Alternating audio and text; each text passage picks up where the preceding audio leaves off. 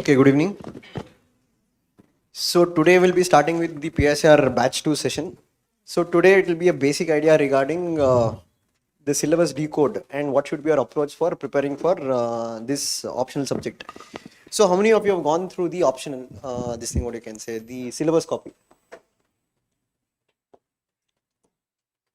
So how many of you have gone through syllabus copy and means I think you would have gone through, right, before you decided on taking PSR, or some people might be still on the verge of deciding, okay, which option we are looking for.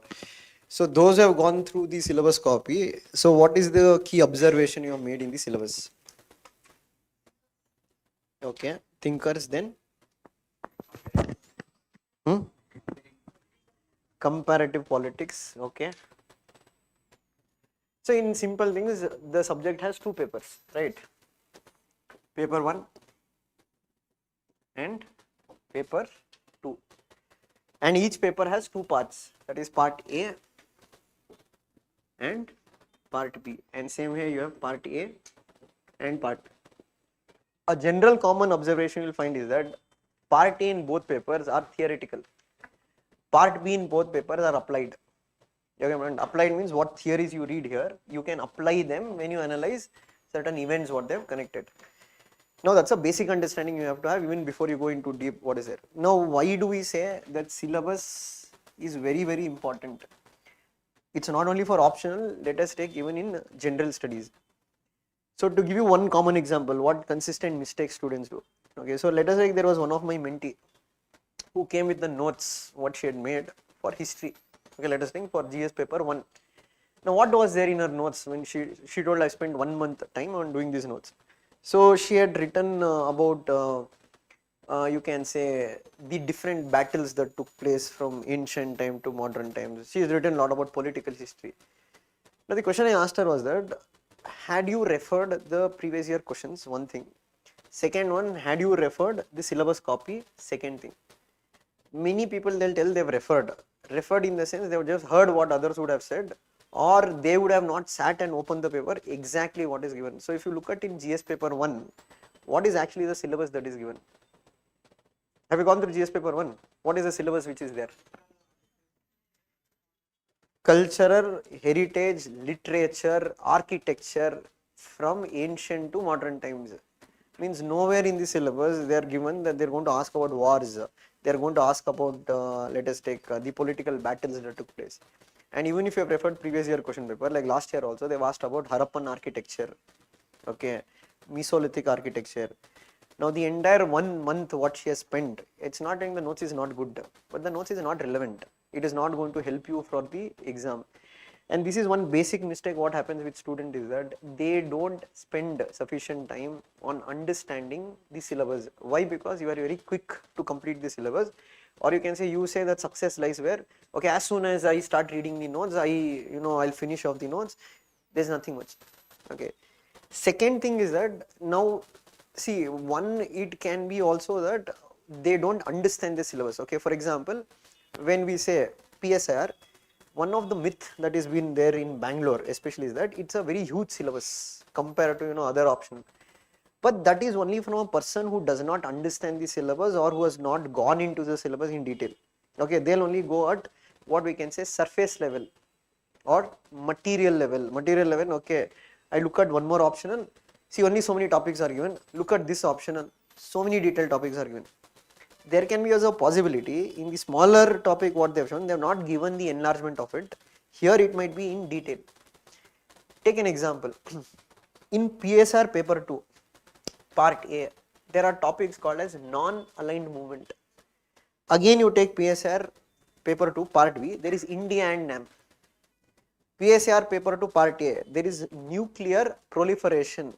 Again if you take PSR paper 2 part B, there is India's nuclear policy. So these are not separate topics, there is only one topic, they have just divided into different areas. So they are just telling you on which topic we are going to ask in the exam. So if you look at part A, largely the question will not be India specific, the largely will be question treaty specific or something that is happening regarding nuclear proliferation.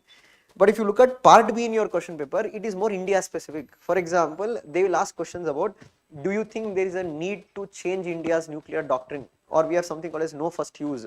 Do you need to think that we need to change the no first use? Now, but what student thinks is that, okay, fine, this is one big syllabus, I won't be able to cover so much. Why? Again, it's an incorrect understanding of the syllabus copy. So that's why the first step is always to decode the syllabus, to understand exactly what is there given in it. Because if you know the syllabus well, then second step, you will know which source to read. Okay, what are the sources that are required?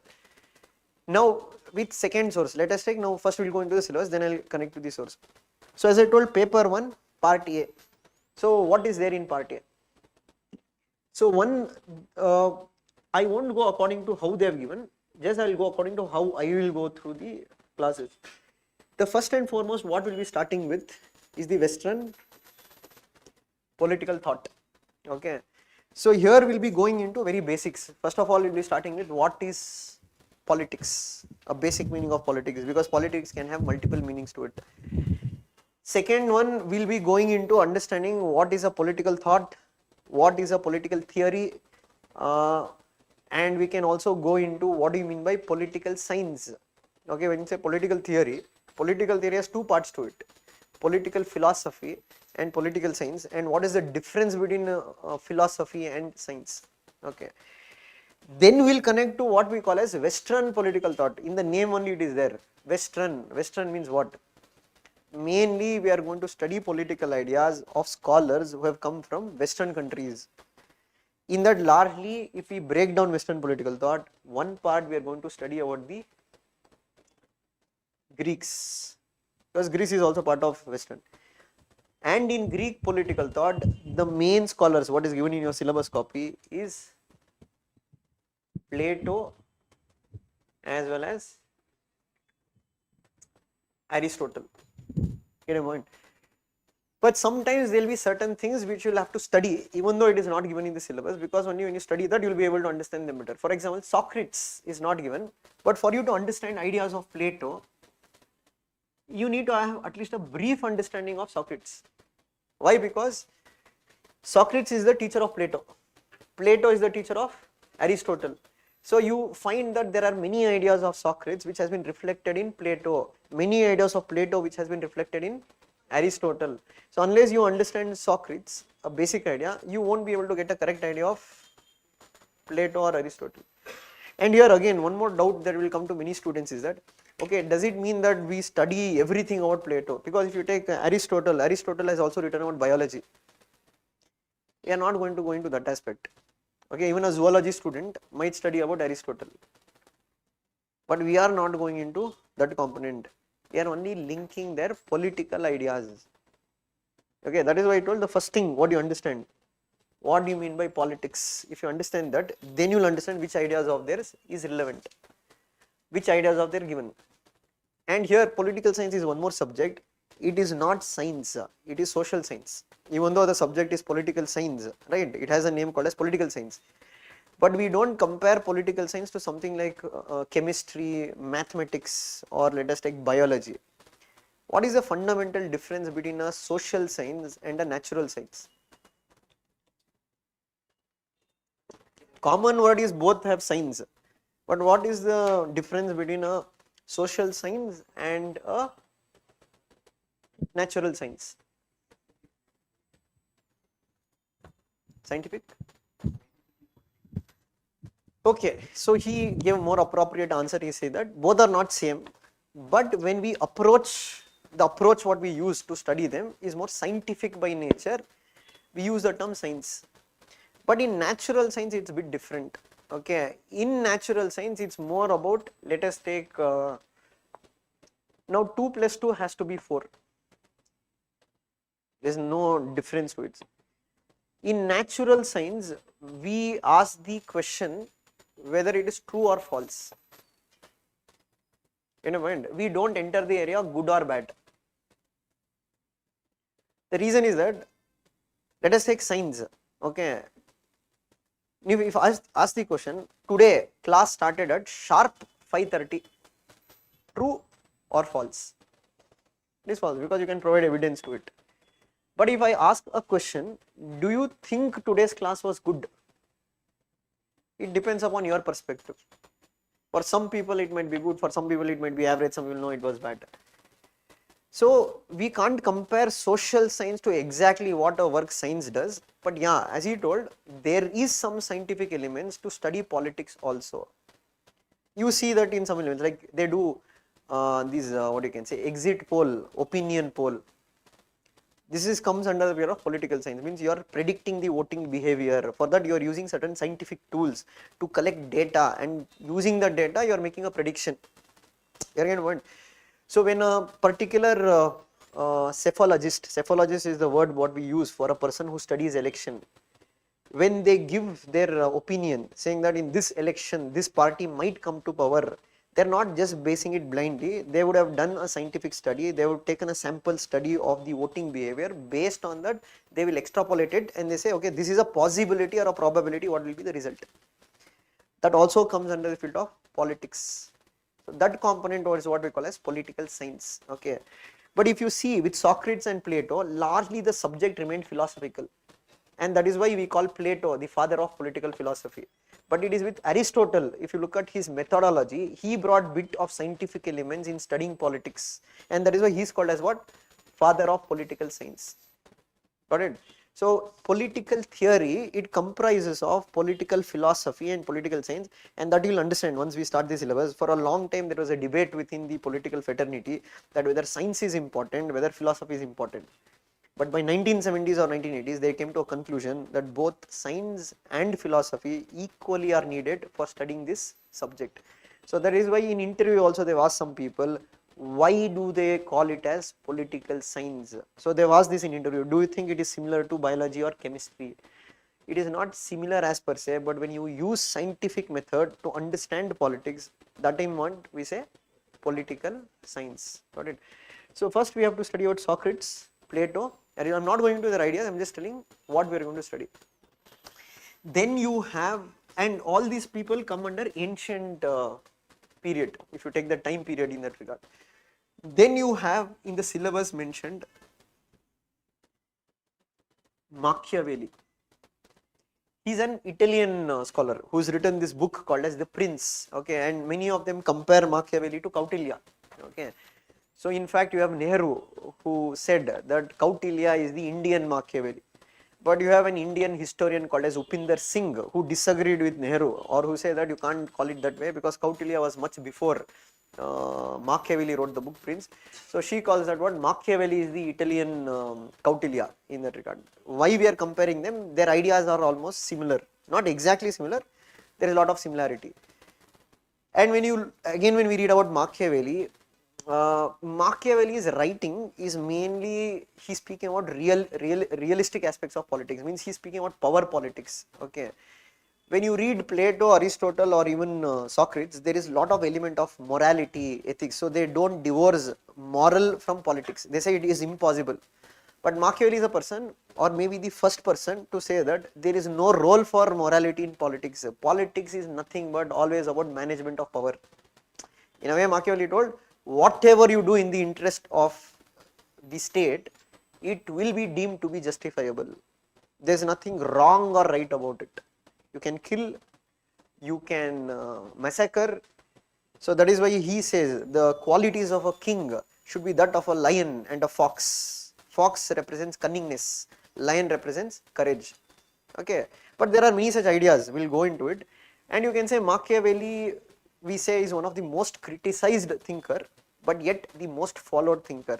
Means we can say there is a Machiavelli in every one of us, but we don't let it out. It's always guarded towards what? Moral standards. But what Machiavelli told, he told the reality or dark truths of politics, which many people find it very difficult to digest it. Yeah, why we compare with Kautilya? Because when you read Kautilya's writings also, it is also similar. Kautilya also written similar. Like if you take what we say in today's time, a honey trap, Kautilya has spoken about it ages back, called as Vishakanyas. So he has told, use the beauty of a woman to trap the princes from neighboring kingdoms. And you can say, why they are called as Vishakanyas? Because they will poison the prince, they will want death. So in modern day times, you can say many countries use techniques or tactics such as what called as honey traps. Okay, trying to trap the diplomats from other countries in that regard, because that is what Kautilya told ages back. humans have certain flaws. What are certain flaws? One is that greed is always an aspect of human nature. Money is needed. Lust is a second aspect of human nature that always people. Third one is fear. The more you create fear in them, the less. So you use any of these tactics. So that is why you can say, like one of my friend who is there in Danips, Venkatesh. So he's in cyber security. He told the modern day cyber thefts, they use the same technique. See, when you get a message on phone, become rich in one day, press this button, immediately you will get 1 lakh rupees. Greed. Immediately I'll become rich, you press it, your money is hacked into it. Or second one, you can say boys will be there. Some beautiful girl will send a message. Hi dear, how are you? So this fellow entire life he has not seen any girl, and suddenly one girl messages him. So shall we chat on WhatsApp? Come on video call, Damar. Screenshot. Then use it to blackmail him and get the money. Or fear, the new thing, cyber arrest. Now sending a message, you are being arrested. Now this creates fear among the people immediately. They don't know what to do, and ultimately they'll tell you transfer your bank account, etc. So why, that is why we say, why we call Kautilya, what he wrote in Arthashastra, as a masterpiece which is ever written, because ideas of Kautilya are relevant even today. Means even today you can say how things happen in real life. Same thing what he told. It is based on 3 weaknesses of individuals. What are the 3 weaknesses? Fear, lust and greed. These things are employed. What? Cash in.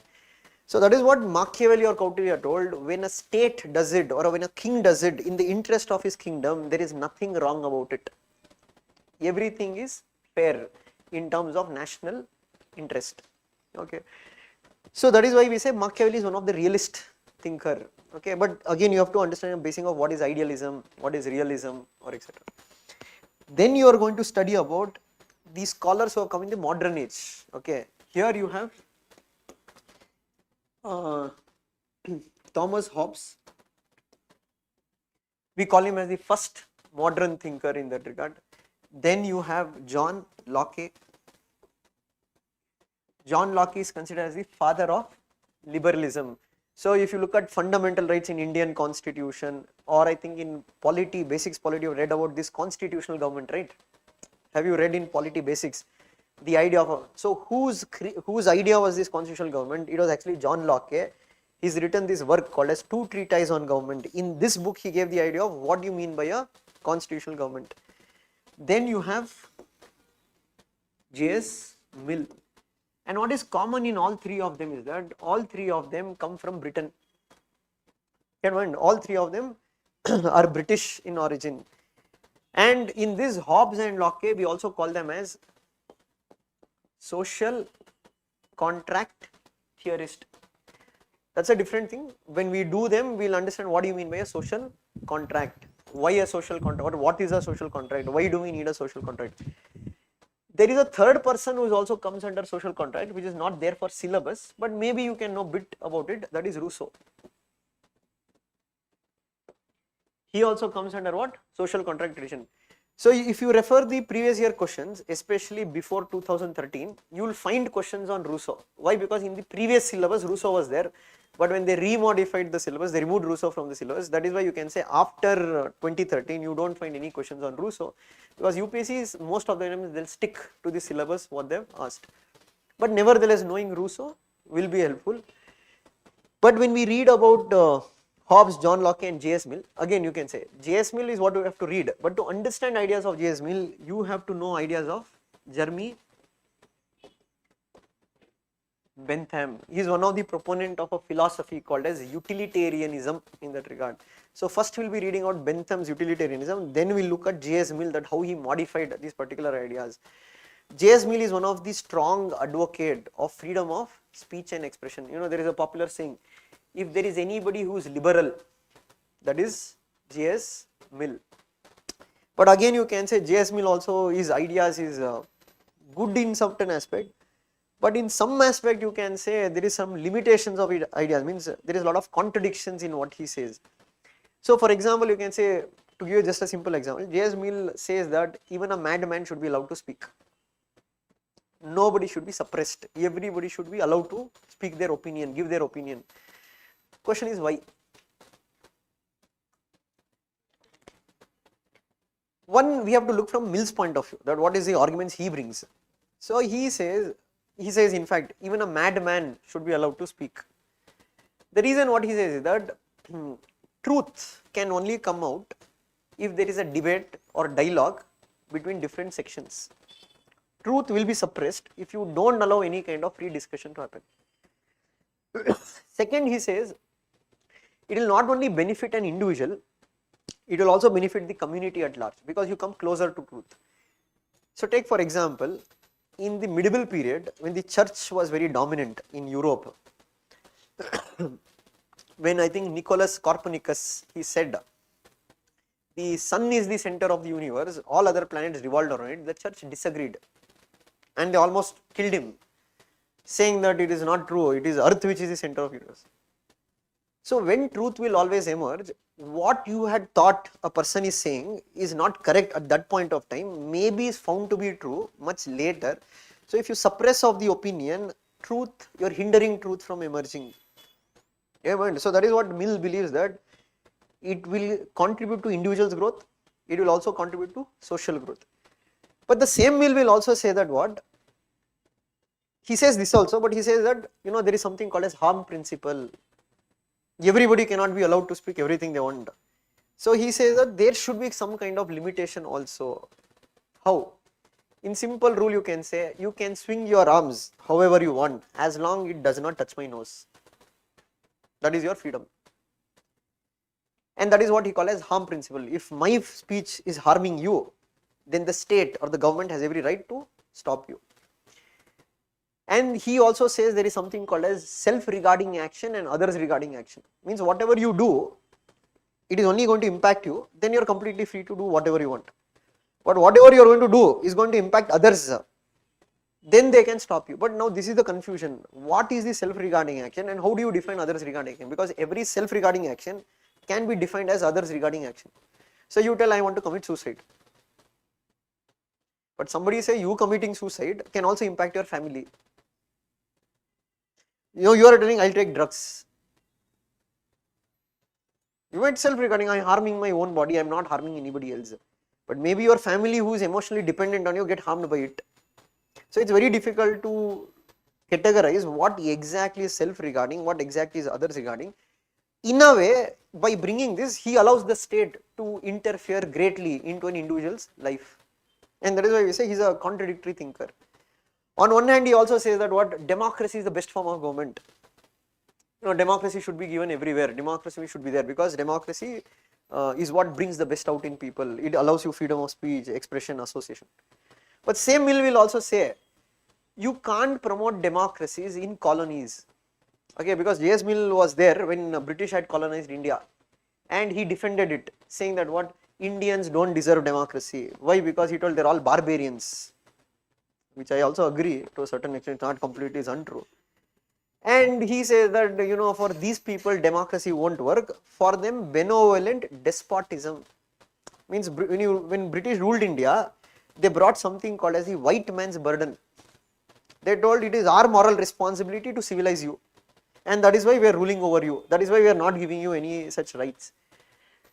So these are the contradiction in Mill. On one hand he says democracy should be there, on the other hand same Mill says that democracy can't be extended to colonies. Another thing what Mill also did is that he also says that voting rights should not be given for all. He told voting rights should be only given to those who are educated, those who have property. So many say that, why? Because he was concerned that if you give voting rights for all, to all those people who don't have knowledge, etc., he told they'll make mockery of democracy. But the problem with this view is that when you limit democracy only to the elite sections of society, then it becomes not a completely a democratic form of government, it becomes more of introducing aristocratic elements within democracy. So that is why you can say when we read Mill, we find a lot of contradiction in Mill, but yet he remains as one of the the most liberal scholars ever arised in the Western political thought. Then you have one of the most important scholar, and you can say why one of the most important scholar.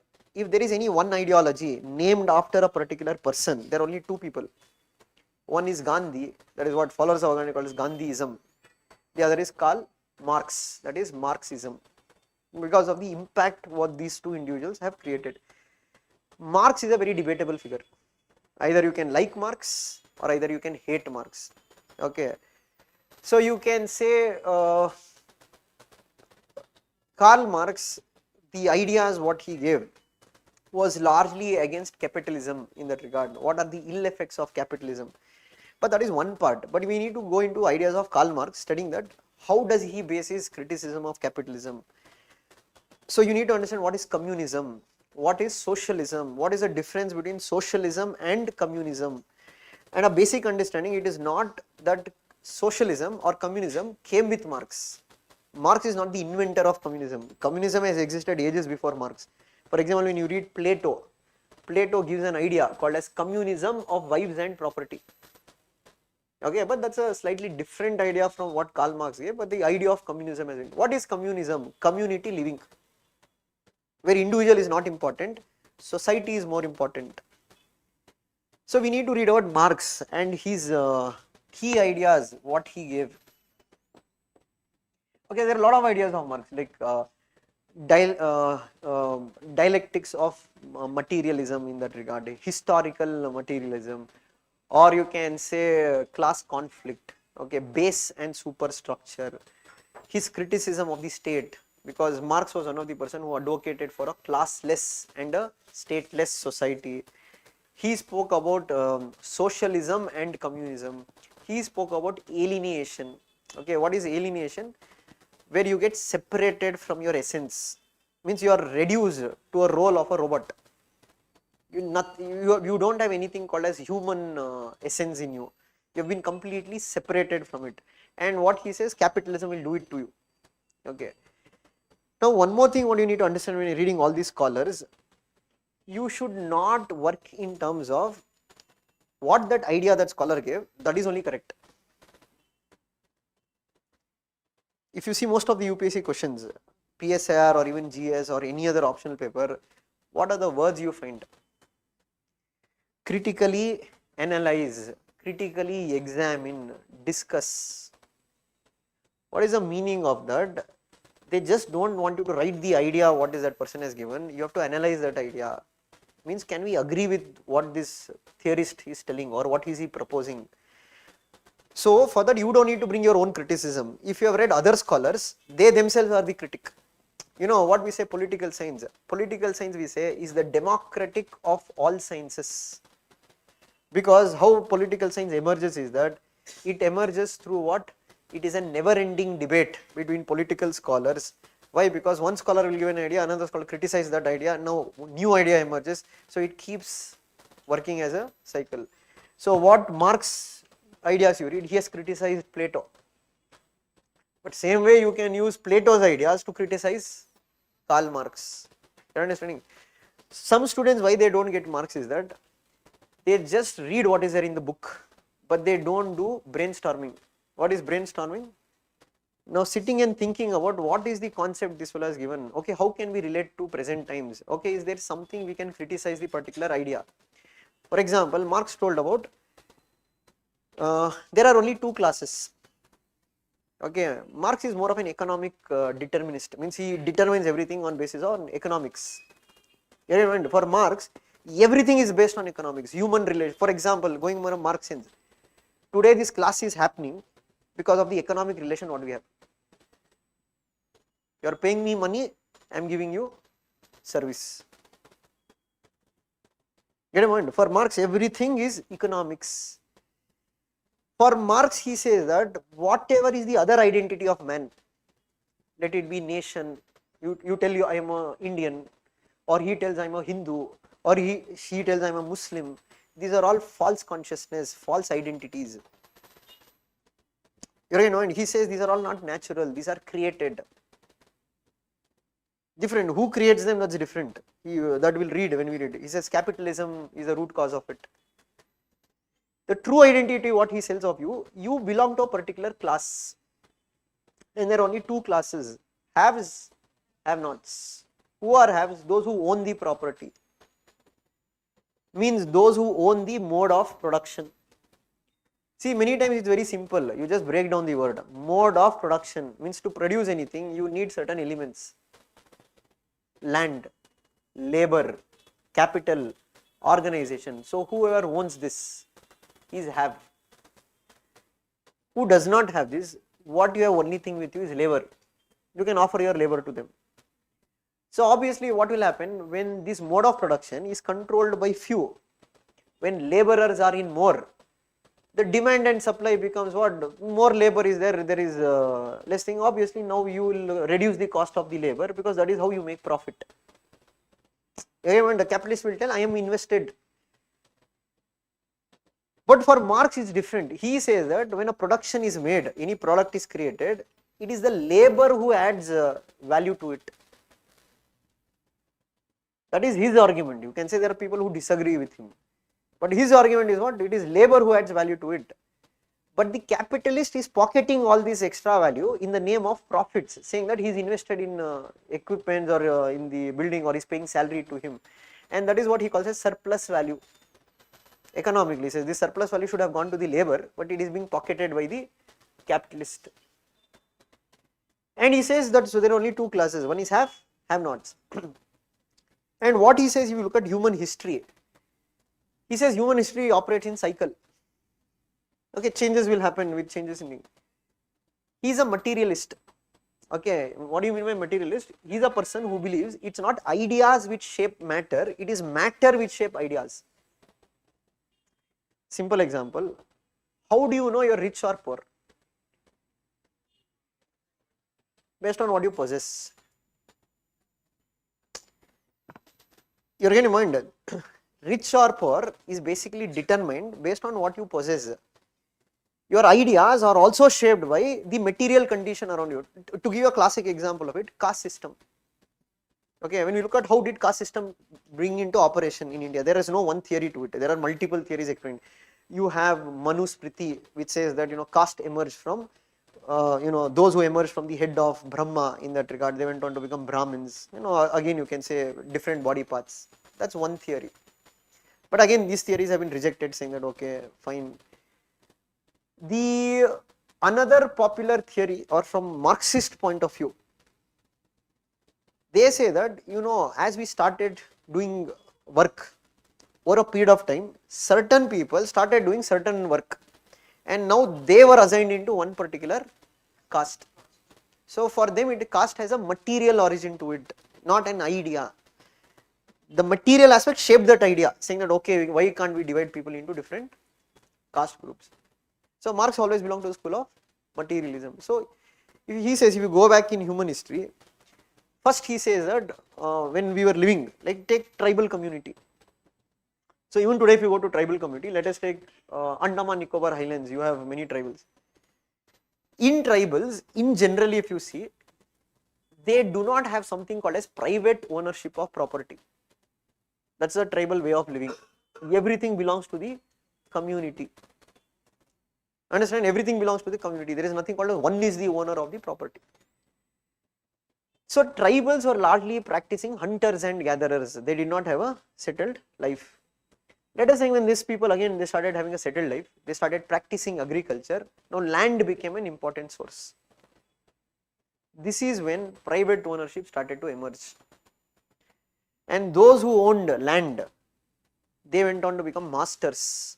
Those who worked on this land, they became slaves, or many times you can say you could own the slave. Again, if you take few years or few centuries, now your mode of production means before it was very primitive, now advanced equipments came, and again you can say in Europe, you had two classes that emerged, lords and serfs. Lords again who owned large tracts of land, serfs are those people who worked on land. Now again the mode of production changed. Why? Because technology will change over a period of time, right? Man's capacity to control the environment increases. Industrialization happened. And that is when the capitalism age emerged. And again you had two classes. One is the capitalist class, which we call as the bourgeois. Or you had the working class, which called as the proletariat. So what Marx says that, he makes a statement. He says that when you look at human history, okay, he says it has been a history of class conflict.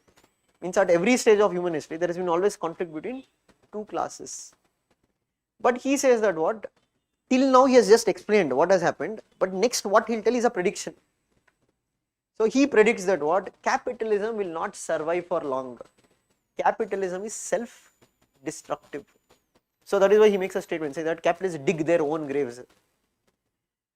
He has tried to explain it scientifically, saying that what? Capitalism thrives on profits. Capitalism cannot sustain without profits, and for profits you need to exploit the working class. And with modern cities developed, all the labor class are all located in one place. Now with unbearable exploitation, what will happen? Their consciousness will grow. Of whom? Of the working class. What do you mean by consciousness growing? Now you are more aware of the fact why you are being exploited. Before you didn't have that awareness that why I am being exploited, but now you get that awareness that why you are being exploited. It is because of capitalist mode of production.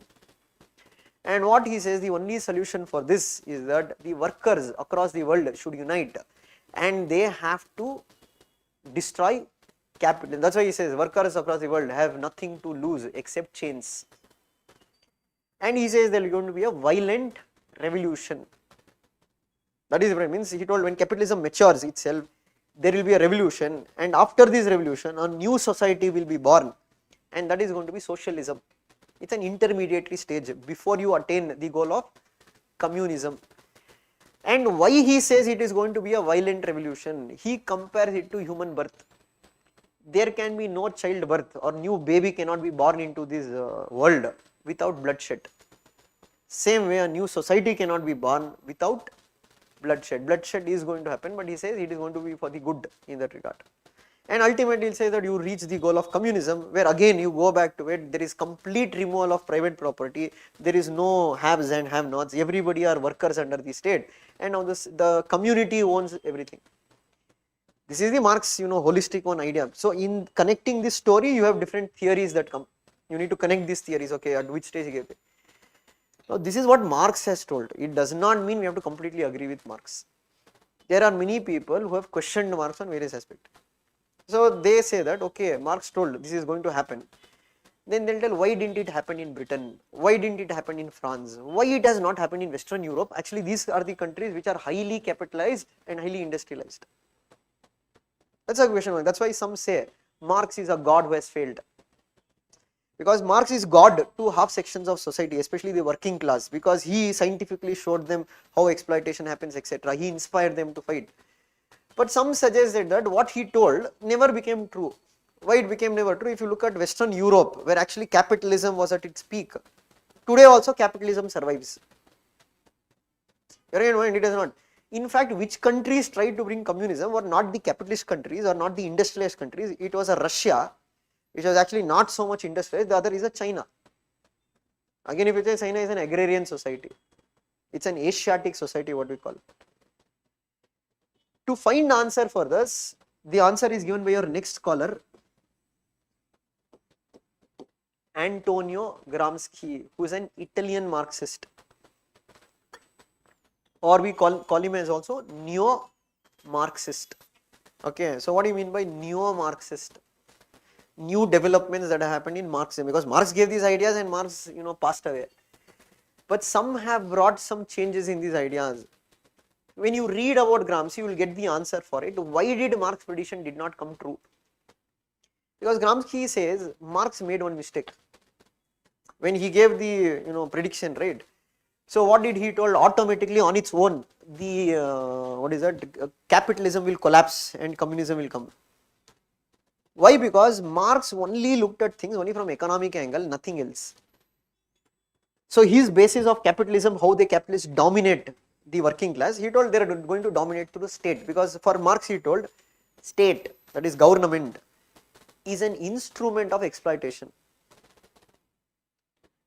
Marx told government is not neutral, state is not neutral, state will always work in the interest of the capitalist class. Why it will always work in the interest of capitalists? Because they have funded the government, they have funded the political parties, through their help they have come to power, and obviously they are the guardians of the capitalist class. That is Marx thing. That is why he says state is an instrument of exploitation. So for Marx, as long private property is there, state will be there. because state should safeguard the private property. Means who needs the government? Government is needed by the capitalists to protect their assets, to keep the working class in check, police, judiciary, etc. So that is why he says they are the guardians of the bourgeois. But what Gramsci says is that this is a flawed, or you can say not a holistic view, because what Gramsci says that capitalist class, they won't control the working class only through what you call as the state. They use something else also called as the civil society. They don't harm the working class directly, means they don't go thrash. They also control the working class to ensure their consciousness does not develop. That is where he coins a term called as hegemony. Hegemony means ideological domination. Because Marx is a materialist, he does not believe in the power of ideas. But Gramsci says that ideas can also control people. So what he says that when you will revolt, only when you understand that the exploitation is happening. But if you are brainwashed saying that whatever is happening is good for you. See, there is a popular theory which says that malls, your what you can say, Big Boss, popular TV shows, you find this in most of the capitalist countries. Why? Because keep people busy with non-essential things, they won't worry about the most essential thing, that is the politics. You are getting the point? Keep people busy with non-essential things, they should not get time to think about anything else. You watch Big Boss, next you watch IPL, after IPL you watch something else, or you want malls, go enjoy in mall. You don't again logically think, okay, what is the actual thing that matters. You are only always bothered about those things which are not matters, or you are made to believe that what, okay, we are progressing, we are improving. That's a belief system that has been created in you. So when you are living in that belief system, naturally you won't revolt against the government or the state. And he says that what, with the rise of capitalism, there was a new set of class that emerged, that is the organic intellectuals. Okay, means doctors, lawyers, engineers, etc. Now all of them work in the favor of capitalism. They manufacture values which make people believe that capitalism is good for them. Capitalism is actually progressing them. And that is why he said that what, they will also make small concessions. Like what is small concessions? If working class rise in revolt, then they'll, okay, take Saturday, Sunday holiday. Okay, we'll give you bonus once in a while. You're getting point. So they'll do like this. So that time what will happen? The capitalist class will not, the working class will not unite, they'll be kept in check. Or you say that, okay, fine, we have open competition for something else, you can try, even your son can become that. Okay, there is something, means later you will read, when we read deep into Marxism, there is something called as managerial revolution. Okay, what is managerial revolution? When this capitalism grew in Europe, what capitalists argued is that today there is something called as a revolution in managerial terms, means a new class has emerged called as a managerial class, means CEOs of companies, etc. Now they told this is an open class. Even a worker can become this class if you study well, if you rise to think. But the Neo-Marxists, means other Marxists, they have disagreed with it. They told even if you look at the CEOs, etc., and if you look at their socio-economic background, 90% of them will be from the higher section of the society. Mainly only you will have 2 or 3 people which you will propaganda, saying that, see, for example, now in UPSC, in Maharashtra, there was one fellow who was rearing the sheeps. Now he cleared the exam. Now that issue will make more highlight than other 900 candidates who have cleared the exam. Why? Because, see, I am a capitalist. Let us think I am a capitalist. Let us think I want to run civil service coaching. Right? I want to learn civil. Now I want more people in my class, because more people in class, more money for me. But when you will come to the class, if you believe that you can do it, or if I create that hopes in you, why do you think we call toppers? Do you really think that I care that toppers will come there? Toppers will also sell the same thing. What one more person will also tell, no different. Maybe they can share their experience. But why they are called? Why they are the photo? Why they are the face? because we want you to believe that if you come here, you will 100% succeed. Whether you will succeed or not, that is secondary. At least that hope should make you come here and join it. Simple. That is what the capitalists they created, that there is going to be a managerial revolution. But there are others who have disagreed with it. They say that even if you go do a study of socio-economic background of the CEOs in, they 90 or 80% of them, again, they belong to a elite group. Got a point? So what Gramsci told, it's not as simple as Marx is saying that, automatically the working class will raise their consciousness and revolution will happen after revolution. So that is why he makes a statement. He says that it is futile to expect socialism to directly arise from the ashes of capitalism. What he says, it is futile to accept socialism to directly arise from ashes of capitalism. He says that don't think that automatically capitalism will destroy itself and socialism will arise automatically. He told it is not going to happen unless the working class, they also build counter hegemony. Counter hegemony means you have to bring counter ideas, you have to counter the ideas of capitalists. And that is why he says here there are two revolutions that has to happen. One is the ideological revolution that has to happen. You have to win the battle of ideas. So when you actually study Gandhi in your Indian national movement, many say Gandhi fought the British from the Gramscian perspective. He used the Gramscian strategy to counter the British in India. See, there was a Bhagat Singh, right? See, I won't go into personal issues of Gandhi and all. So you can tell, say, Gandhi is not a good man. Let it be not a good man. It's fine. But he got your freedom, right? No person is a saint. No person is. That's why I told, there is good and bad in every one of the individual, including me and including you. So now digging past into Gandhi and saying that, okay, he did these experiments, etc. It's personal issue. Maybe it is wrong. We don't know, but we are only looking about Gandhi's strategy. See, when you had a Bhagat Singh, you had a Ambedkar, you had a Savarkar, but it was Gandhi who was the undisputed leader of the Indian National Congress. To what extent, even after he resigned from the Congress, he still continued to call the shots in the Congress. For example, you take in 1938, Subhash Chandra Bose resigned as chairman. He told, I can't work because the members are not listening to me, they are more listening to Gandhi. Now, why the revolutionaries or why the moderates, they did not succeed? Moderates were there, extremists were there, revolutionaries were there. Why they were not so successful? The reason is that none of them actually truly understood what is the character of the British rule. Only if you understand the character of British rule, then you are able to come out with a strategy. Moderates, they believed that what? They believed that like if you have Gopal Krishna Gokhale, Surendranath Banerjee, they all actually believed that British is a God sent force to India. Actually, they believed it's a blessing in disguise because they hoped that Britain will create India the next Britain. See, these are all Western educated. They've all read from the West, means largely from England they've read. So basically their ideas are all shaped by the British ideas. In Britain, what they saw okay, Britain is transforming what?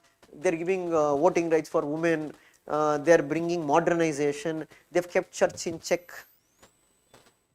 And what was the condition of India at that point of time? People are deeply religious, there was a lot of caste problems, etc., sati, these problems. And they thought what British will come, British will transform India, and that is why they told it's a blessing in disguise that British conquering in India. But what they really did not understand was that what was the true intention behind the British. Yeah, British did do certain things, they abolished sati, that they didn't do it as a purpose of transforming India. There might be two reasons why they did it. One reason was that they wanted to show Hindus and Muslims that they are far inferior to the Christians because they wanted to bring convergence. Okay, and when you can bring convergence, when you show that your religious customs and are more backward than us. Second reason is that mainly the influence of these moderates put pressuring on the British, like you had Raja Ram Mohan Roy, you had Jyotiba Phule, you consistently pleaded the British saying that bring certain changes. Maybe for that reason they brought. They introduced railways. So what Tilak, he says that British introducing railways in India is like you saying that you buy a diamond necklace for another man's wife and you decorate her and you tell she looks wonderful. Means it is your money, but it is not meant for you. The reason why he told like that was that it was not public investment. The railways in India was not a public investment of the British government. It was a private investment of the British, means British people invested in railways. You invest in share companies, right? That is how they made investments. Why they made investments? Because they told we are going to give you 5% guaranteed returns. Meaning whether railways will make profits or not, they are going to give you guaranteed returns. From where they are going to give guaranteed returns? From the Indian taxpayer money. And the railway engines or the rails, they were not manufactured in India, they were manufactured in Britain and they were imported to India. Means when you could have manufactured it here, you almost spend the double the price to think. And third one, when you look at the railway routes which they kept, the routes were kept in such a way that it connected the remote parts where resources were there to the ports. The other reason was that since the national consciousness was growing, protests was increasing, so they needed mobilization of the forces very quickly, and that is why they also brought railways. And that is why we say the British giving railways to India was no goodwill of the British. It was just an ill intention of the British, but it turned out to be some side benefits to India. This was means moderates didn't understand this. They were believing that okay, these people were going to bring change. Extremists on the other hand, okay, they certain extent told okay, British are not doing anything good for India, they are only promoting white man's burden. But they overestimated their confidence, saying that we can bring down the British through armed rebellion, which was not possible. Why? Because let us say in 1919 or 1920, India did not have a standing army, or India could not take on the might of the British which was there, because British had one of the most powerful navies in the world. They would have crushed any kind of rebellion ruthlessly. And that is when Gandhi came into the picture, and that is what Gandhi did. He applied the Gramscian strategy. Means what? He analyzed first of all how British are controlling Indians. So first way they are controlling is through ideas. First he told, I need to puncture these ideas, create counter ideas, and that is when he brought non-cooperation movement, civil disobedience movement, and he tried to change people's opinion about the British, saying that British are not good for this country. British are simple thing. Gandhi's simple strategy: salt satyagraha. Why we can say? There is a writer who says Gandhi brought down the entire British government to the knees with a pinch of salt, because he took salt. Salt affected a Hindu, salt affected a Muslim, salt affected a Brahmin, salt affected a Dalit. Everybody joined the movement because it was a basic means of living, right? What Gandhi showed to the people with this is that what ideas British have brought, these are all flawed ideas. So he won the first battle, that is what? The battle of ideas. When now people were really conscious and now the people really understood what was the true character of the British, and people were now ready to unite. Why ready to unite? You can say the people's mobilization increased in each movement. Take simple data. The number of people jailed in non-cooperation movement, number of people jailed in the civil disobedience movement, it was 3 times more. And the national consciousness had deepened. And that is why if you look at Quit India movement, Gandhi completely changed. Now he brought the direct confrontation, because now Gandhi in Quit India movement, he did not condemn violence. In the previous 2 movements, Gandhi had condemned violence. He told ahimsa should be a true character. But in Quit India movement, he never openly condemns violence. And previously his strategy will be what? He is saying freedom is not our goal, but it is struggle, truce struggle. Means there will be active phases, there will be passive phases, then again active phases. But now he told there is no true struggle, truce. He told there is only one active phase. Our movement will only end with kicking out the British out of the country. That is why he called it Quit India movement. Do or die. This is exactly what Gramsci also had told regarding capitalism and how working class should fight. That is what we called. He spoke about 2 wars, that is the war of maneuver and war of position. And that is why when you read Gramsci, you will understand why Marx's prediction did not come true, because Marx had completely neglected the role of ideas. Marx had completely neglected the role of civil society. He never taken that into account. He never thought culture can also play a very key role in what shaping people's consciousness. And Marx only told how your consciousness is shaped, it is only to material development. But what Gramsci told, no, along with what you can say, economic materialism, it is also your culture can also shape your thinking. So that is the main theory you are going to read in Gramsci. That is what? Hegemony or ideological domination. So both of them are linked to what? Marxism. So now I told you syllabus. Now some say, sir, you read Karl Marx. Again, if you open your syllabus copy, there is one more topic called as what? Ideologies.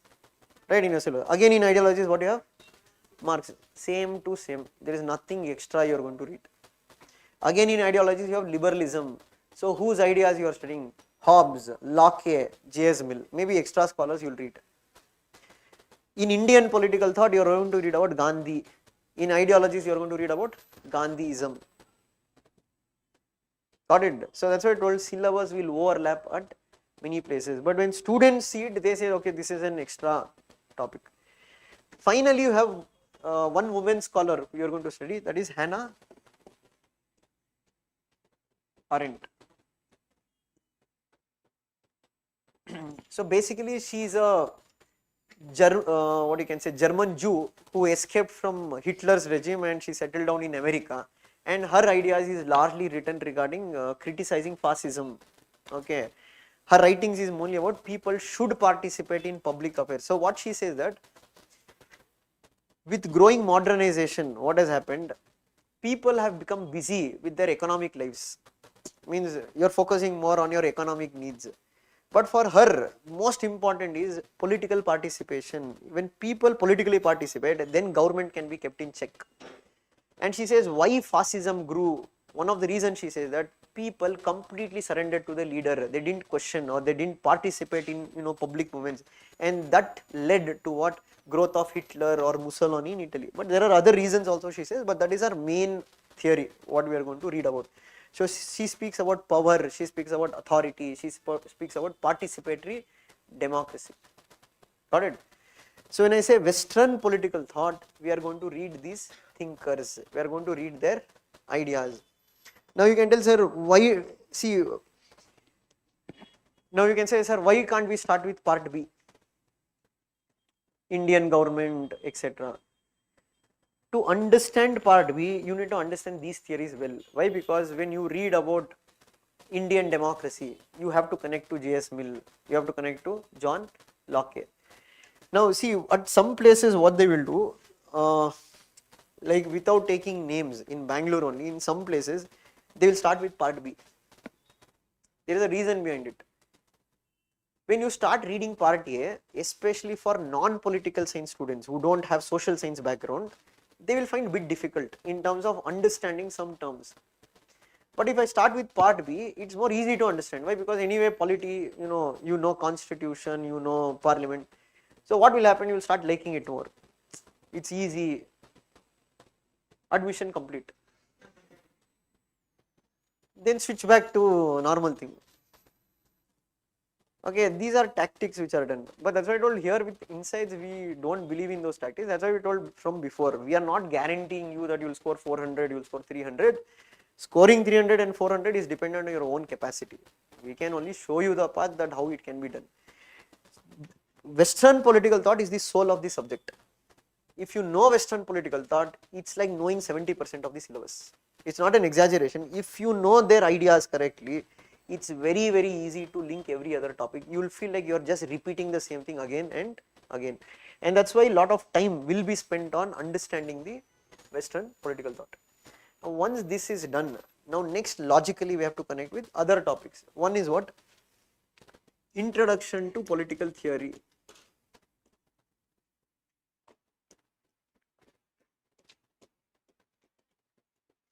This is nothing but in starting only what I told. What is political theory? Political theory has two parts to it, political philosophy and political science. What is the difference between political philosophy and political science? Same. Then you will have to read about approaches to political theory. So approaches means how do we study politics? There are multiple approaches. To make it more simple and easily understandable, okay, so there is this thing called as in your first topic in Lakshmikant, right? What is the first topic? Historical background. Why you are studying the topic? So basically, history and politics have a strong correlation. Meaning, if you want to understand the current Indian constitution, your understanding will be inaccurate if you don't know the history behind the creation of this constitution or the historical events that have shaped this constitution. That is one approach, that is called as historical approach of understanding politics. Okay, when you study the preamble, how do you feel the Indian preamble is? It is more philosophical. That is also one approach of understanding politics, philosophical approach to politics. Here it's largely dealing with morality, ethics, what are required in politics. And these are nothing new. When you read thinkers, each one of them has used one approach. Machiavelli, Marx, historical approach. Plato, philosophical approach. Same way, when you study certain laws like Government of India Act 1935, what approach is that? Legal approach. What is legal approach? You are mainly focusing on studying of the laws which has been enacted by those countries or parliaments. Okay, or you can merge both into what legal and institutional approach. What do you mean by institutional approach? When we focus more on studying the institutions of that particular country, election commission, judiciary, parliament, how do they function, how do they operate? Understood? The philosophical approach, historical approach, legal approach, institutional approach. These are all what we call as traditional approaches. Means these are all the old approaches what they used to study politics. Means previously, maybe till Second World War. Why these were the popular approaches till Second World War? If you look at till Second World War, the global politics or world politics, what we call as, it was actually a misnomer to call it as world politics. Till Second World War, we can't call it as world politics. Why? Many Africa, Asian countries did not have independence only. They were all under the control of what? European countries. So many say it is more about European politics. And if you look at European countries with their political structures, with their culture, they are almost similar. And if you look at the culture in Britain and culture in France, almost similar only. They have, same, even you take Renaissance happened, it happened across Europe. But when you look at India, Pakistan, or these newly developing countries, they are not similar in culture or not similar in structure. Now, what many people thought is that, especially after Second World War, because what happened after Second World War? Decolonization. What do you mean by decolonization? Previously, which were all colonies, they got freedom. Why did they get freedom? Britain gave freedom, that's why did they give freedom?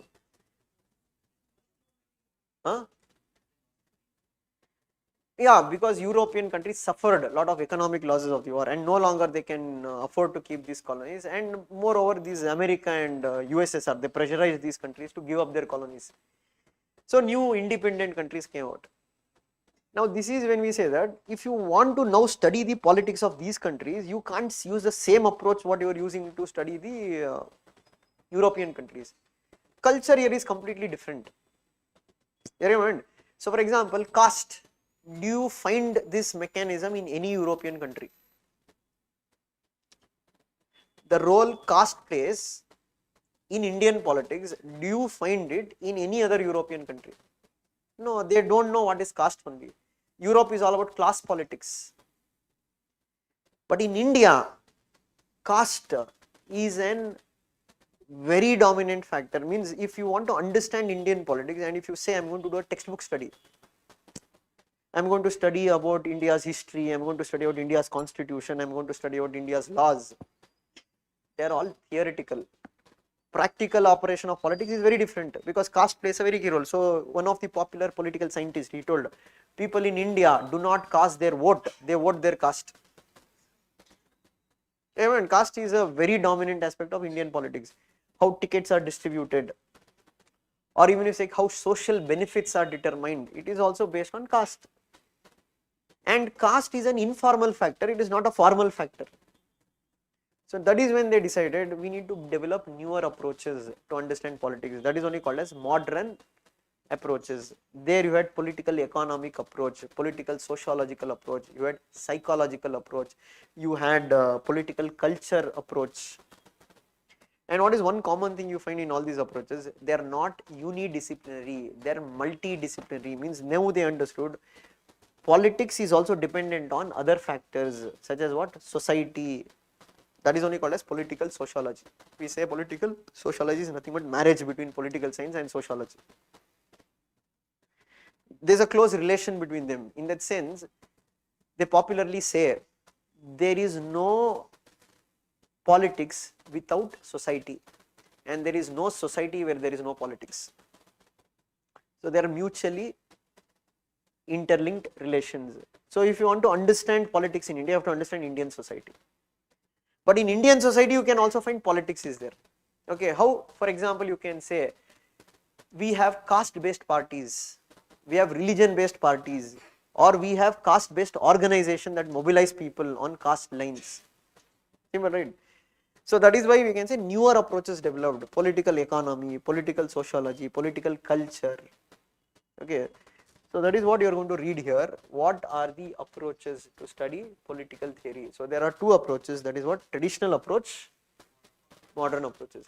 So many times questions have come on approaches, or they have directly asked compare and contrast modern approaches and traditional approaches.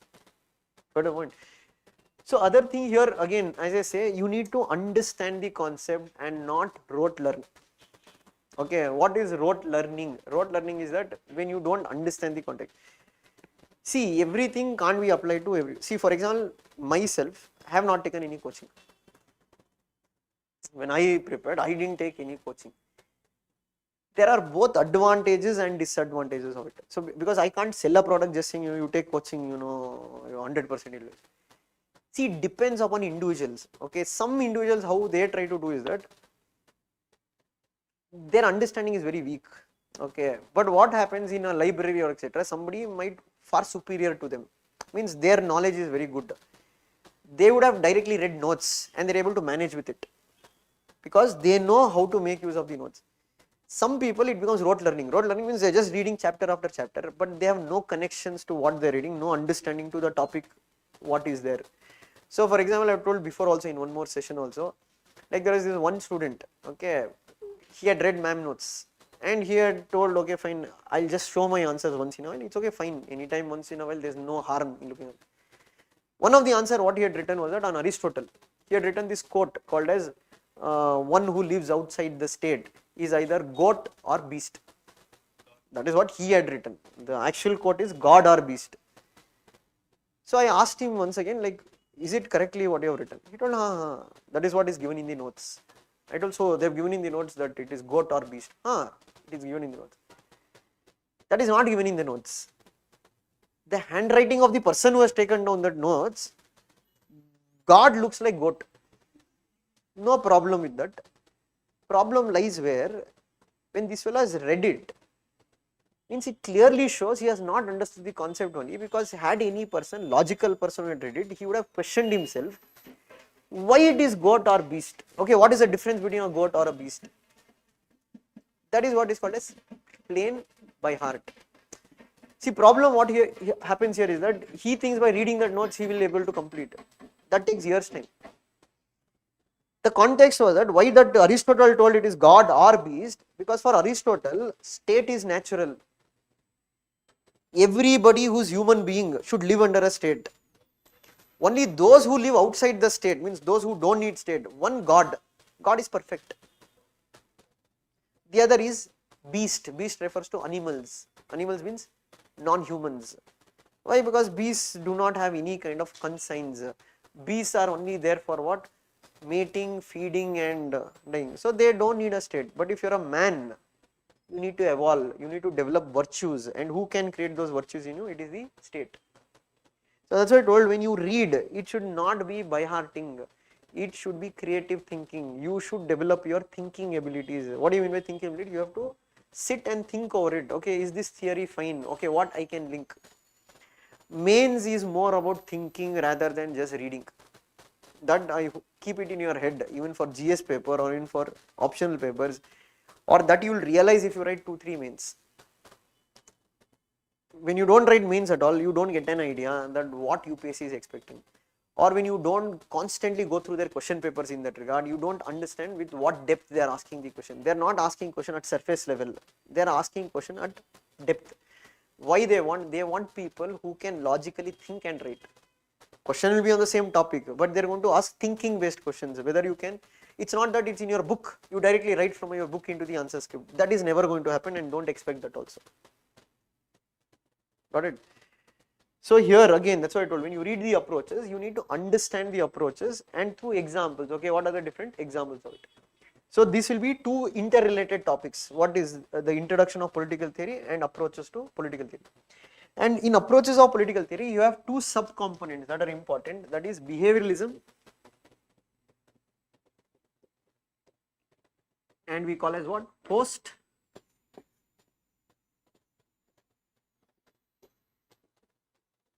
behavioralism. Okay, these are two developments that happened in political science. That is where you can say behavioralism means made the subject more scientific. We say it is the scientific movement in political science. They wanted to reduce the philosophy component and increase the scientific component. It has its both positives and criticism. As a criticism of behavioralism, post-behavioralism emerged. Okay, and that is what we say with post-behavioralism. I don't know. In 1980s, they came to a conclusion that what? Both science and philosophy are key aspects of the subject, meaning both facts and values both are important. And that is why we say post-behavioralism ended the debate on decline of political theory. So when you read these two topics, you are going to read one more subcomponent called as decline of political theory. Means there are some scholars who started arguing political science is losing its relevance. Why? Because some said it is because they are trying to make it too scientific. But some argued, why? Because they are completely making it philosophical. But with post-behavioralism, they came to an understanding both facts and values are key component of this subject. And that is why post-behavioralism ended the what? Debate on decline of political theory. This is holistically one unit. So once you complete this unit, then we are going into one more topic called as an important topic, ideologies.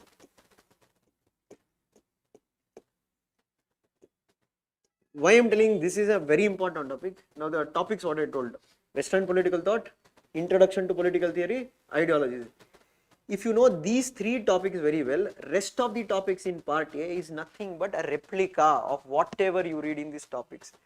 So in ideologies, you are going to read about, first of all, what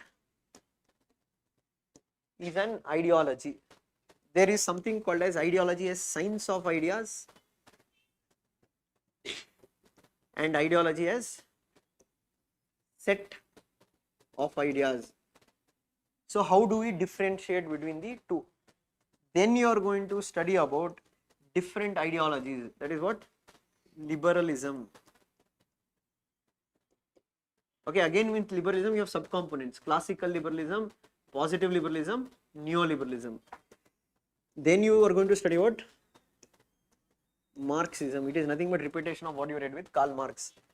Then you are going to read about socialism. Again you can say there are different types of socialism. Then you are going to read about feminism. Again in feminism there are multiple subcomponents: liberal feminism, Marxist feminism, post-colonial feminism, different feminists, eco-feminism. Then you are going to read about Gandhian ideology. Okay, this will be not doing here, we'll be doing in Indian political thought when we read ideas of Gandhi, but that will be not covering under ideology topic. Then you are going to read about post modernism. This is one more ideology, you understand? And then you are going to read about fascism. Okay, so in Germany it is called as Nazism, in Italy it was called as fascism. There are subtle differences between fascism and Nazism that we will understand when we go through them. So this is what you are going to read in the ideology topic. And at the end of ideology topic, you are going to read something called as the end of ideology debate. End of ideology debate. So basically here the debate was between that in 1991 when communism collapsed. So there were many people who predicted that today there is no longer debate, that capitalism is become the far superior ideology. So we look into what was the debate, whether the debate has relevance, whether communism has really collapsed or is there socialism still relevant, that we need to analyze in this topic. So this is what you are going to read in the ideology topic. After the ideology topic, we are going to do one more topic called as theories of state. Theories of state. So as I told, now all these topics will be repetition. Why it is repetition? Here we are going to read about understanding what is state, which you have already read in basics of polity. State has 4 components: territory, population, government and sovereignty, plain and simple. What is a nation, what is a state, etc. But along with that you are going to read theories of state. Means one, you have the organic theory of state. Okay, this is nothing new. Views of Plato and Aristotle on state is nothing but organic theory of state. Then you are going to read something called as mechanistic view of state. This is nothing but the social contract perspective, that is Hobbes, Locke and Rousseau. Then same thing, you are going to read about liberal theory of state. That is what you read in Ideology of Liberalism. So according to them, how state is created, what is the functions of the state, what are the limitations of the state. Same way, Marxist perspective of state, socialist aspect of state, feminist aspect of state, post-colonial theories on state, Gandhi's view on state, feminist perspective on. You are understanding? So that's what I told. Whatever you have read in Western political thought and ideology, you just keep applying it. These are the different theories. Similarly, a pluralist theory of state. Got it? And all these things are easy to understand. That's what I told. If you have read your first 3 topics well, if you have not read your first 3 topics well, what will happen? This will be more all going above the head. Means you are not able to exactly understand what is a liberal theory. See, for example, where you can apply this also, even in your general studies or current affairs. Now recently there was a debate in India whether we have to remove the word socialism from the Indian preamble or not, right? And Supreme Court also gave a verdict on it, saying that there is no need to remove it, it can continue. What was the clarification given by the judge? I hope you know, right? There was a petition that was filed by Subramanya Swamy saying that the word secularism and socialism has to be removed from the Indian preamble. So what was the argument put by the petitioner? So one was that it was not in the original constitution, it was added by the 42nd Amendment 1976. Second one, he told it is more of a political agenda behind adding these 2 principles, and that is why they have to be removed. So, and the Supreme Court rejected the petition and they told there is no need to change it. My question is that what was the reasoning given by the judge? who delivered that verdict. So he told the word socialism does not have any kind of ideological significance in the Indian preamble. So the word socialism what we have used is not the Marxian socialism that they follow in Russia or etc. It is something what we call as democratic socialism. He told it simply means that India is a welfare state. So even if the word socialism is there in preamble or not, if you holistically look at the Indian constitution prescribes India as what type of state? Welfare state. If you look at directive principle of state policy, hence he told the word socialism can continue. Got the point?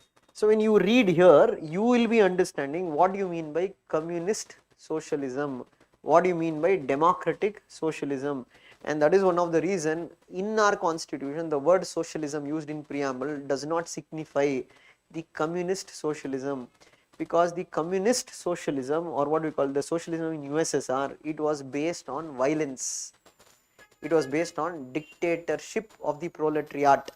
But in India what we follow socialism is a democratic socialism. So what are the goals of the socialism? Achieving justice, achieving equality, achieving dignified way of living. That will be achieved through what? Democratic means. Understood? So that's why what you read here will be also helpful for you in prelims in understanding. See, when you read about John Locke, what is that? Constitutional government. So that's why I told, like many people in prelims where they make mistakes is that I think in one of the previous year question paper they have asked these two statements in prelims. Which of the following statements are correct? First statement they have given, the idea of a constitutional government is to limit the powers of an individual for the stability of the state. Second statement, authority means exercise of power with certain limitations. And they asked which of the following two statements are correct. So how many of you say both statements are correct? Why? So why do you think the first statement is right? Second one is fine. First statement, the idea of constitutional government is to limit the powers of the individual for the stability of the state.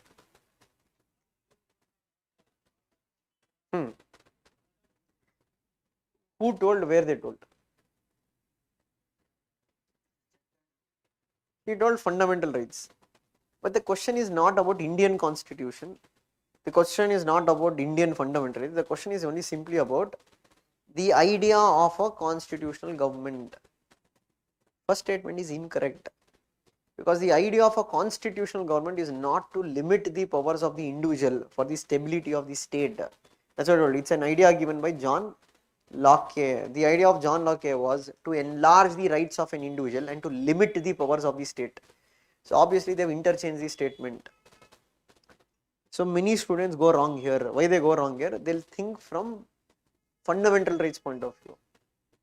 Question is nowhere linked to Indian constitution or fundamental rights. It's an idea, a concept. The concept of what? Constitutional government. What do you mean by the concept of constitutional government? A government whose powers are restricted by the constitution in order to enlarge the rights of an individual. You are getting point. So many times in prelims, why students get things wrong is because prelims is not only about studying. Prelims is also about solving a lot of questions, because when you solve a lot of questions, you get that mindset of knowing which statement is correct, which statement is incorrect. So latest thing, they give statements like Indian star tortoise. Indian star tortoise. It is only found in Indian subcontinent. True or false? How many of you say it is false? Raise your hand, it's fine. Why it is false? It cannot be prove. Okay. Okay, so does it mean wherever they use the word only, is it incorrect? The statement would have been incorrect if I had told it is found only in India. But I told it is found in Indian subcontinent. So Indian subcontinent also includes Bangladesh, it also includes Myanmar, it also includes Sri Lanka, it also includes India. That is why they have named it Indian star tortoise, right? Why will they name some tortoise which is found in Pacific Ocean as Indian star tortoise? You're understanding? Prelims, they'll play with your mind. Some people, what is that? Like, no, what he told, sir, wherever I find the word only, I will mark it wrong. It does not always work. Most of the times it will work. But you have to be conscious of the fact that how they have given the question. See, they'll give question also like this. Consider the following species, okay, or species of insects or thing. Butterfly, spider, frog. Which of the following species are poisonous? And they'll give you option 1 only, 2 only, 3 only, none of the above. So how many of you say it is all the 3? How many of you say no, it's not all the 3? See, I don't know the answer. You can tell the answer what you feel is correct. See, don't worry about it is right or wrong. See, one of the mistake what many students tend to do, right? They are not ready to explore. Explore means, okay, if it becomes wrong also, it's fine.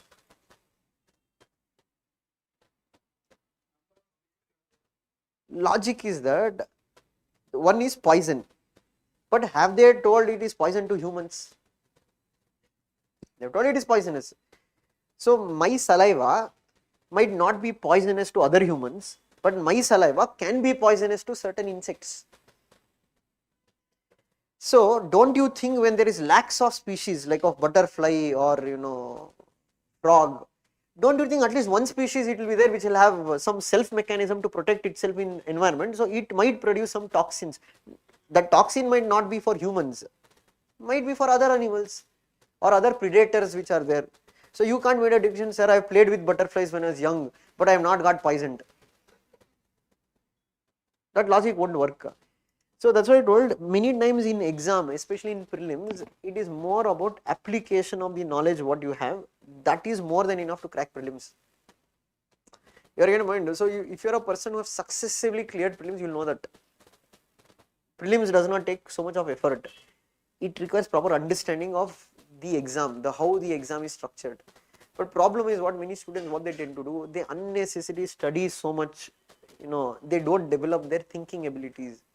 So what will happen to those students when they go to the examination hall, their mind won't work. Because to make it work, you should have practiced beforehand. When you don't have practiced beforehand, you're just going to go by your book knowledge, whether it's my book or it is not in my book. And when it is not in your book, most of the times you get it wrong. Why? Because you have not developed your intuition to get right options correct. Got it? So that's what I told. Certain times political science will also help you in certain basic concepts, because constitutional government was given by John Locke. It is nowhere connected to fundamental rights of Indian constitution. It's just a concept where he told to limit the powers of the government to enlarge the rights of an individual. But in the statement what I told ulta, saying that it was limit the powers of the rights of an individual to bring stability of the state. So when you read all these theories, that's what I told, it's a repetitive of what you have read in Western political thought, ideologies and political theory. Same way, once we read theories of state, obviously state exercises what? Power. So obviously we have to study about power, right? So we have to study about what, same thing, everything, what is power, right? Then we have to know how power is exercised. So there you have different theories. You have elitist theory of power, you have Marxist theory of power, you have feminist theory of power, you have Gramscian perspective of power, you have pluralist theory of power, you have Hannah Arendt, means already what you have read about Hannah Arendt, same thing, you are just going to focus her view of power. And then we are also looking into what is the difference between power and authority. Okay, now see here, sometimes what will happen, in exam they will give class perspective of power comment.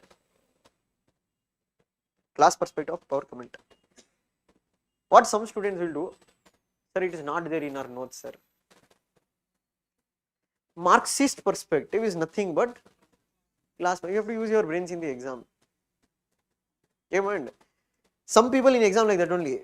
When they give in different names, because they are not applying logic, means it is Marx, right, who spoke about classes. So obviously when they are asking class perspective over, it's whom you have to write, Marxist theory of power. In all this theory, you are going to read about who exercises power over whom, how the power is exercised. So basically you are going to start with what is power. So what is power? Ability to control others, ability to influence others. So how can I control and influence others? Forget about theories and all. In simple terms. Now let us think I want to make this fellow write answers. I want to make him, he doesn't want to write. I need to exercise power over him. One, I can use my hard power. Take my belt, start belting him without giving a chance. Right. It creates fear. Now he doesn't want to get belted again. Out of fear, he'll start writing. That is one way. Second thing, I can exercise economic power. So if I tell him I'll give you 100 rupees for every answer what you write, he'll only write some 100 answers and tell give me 1000 rupees. Inducement. That is what you say, na, companies, how do they exercise power over their employees? Yeah, Vinay sir metal will give 10% extra, you do extra. Or the other thing is that I enter his mind, I control his mind, or I, like Sadhguru, I am making believe that I am the Sadhguru of UPSC. Means he is completely blinded, faith. What is the faith? Okay, if I listen to this fellow, what he tells, I am going to achieve my goal. See, now that is what we say, influence can be also a type of power. For example, when Darshan went to jail, lot of people went and you can say release him. If I and you go to jail, nobody is going to come. The reason is why? Darshan didn't force anybody to come and you protest there. Darshan didn't tell anybody to come that if you don't protest. It is because people have already, surrendered to him, saying that okay, in their mind he can't do anything wrong. Nobody is forcing them. They are out of their own will. So that is called as ideological power, when you control the minds of the people. And that is what we say, it is the most powerful tool in the world if you are able to control the minds of the people. And that is why you can say why in present times social media, news media, why they become very important, because they can shape how people think. Simple, like take your phones, like Google thing.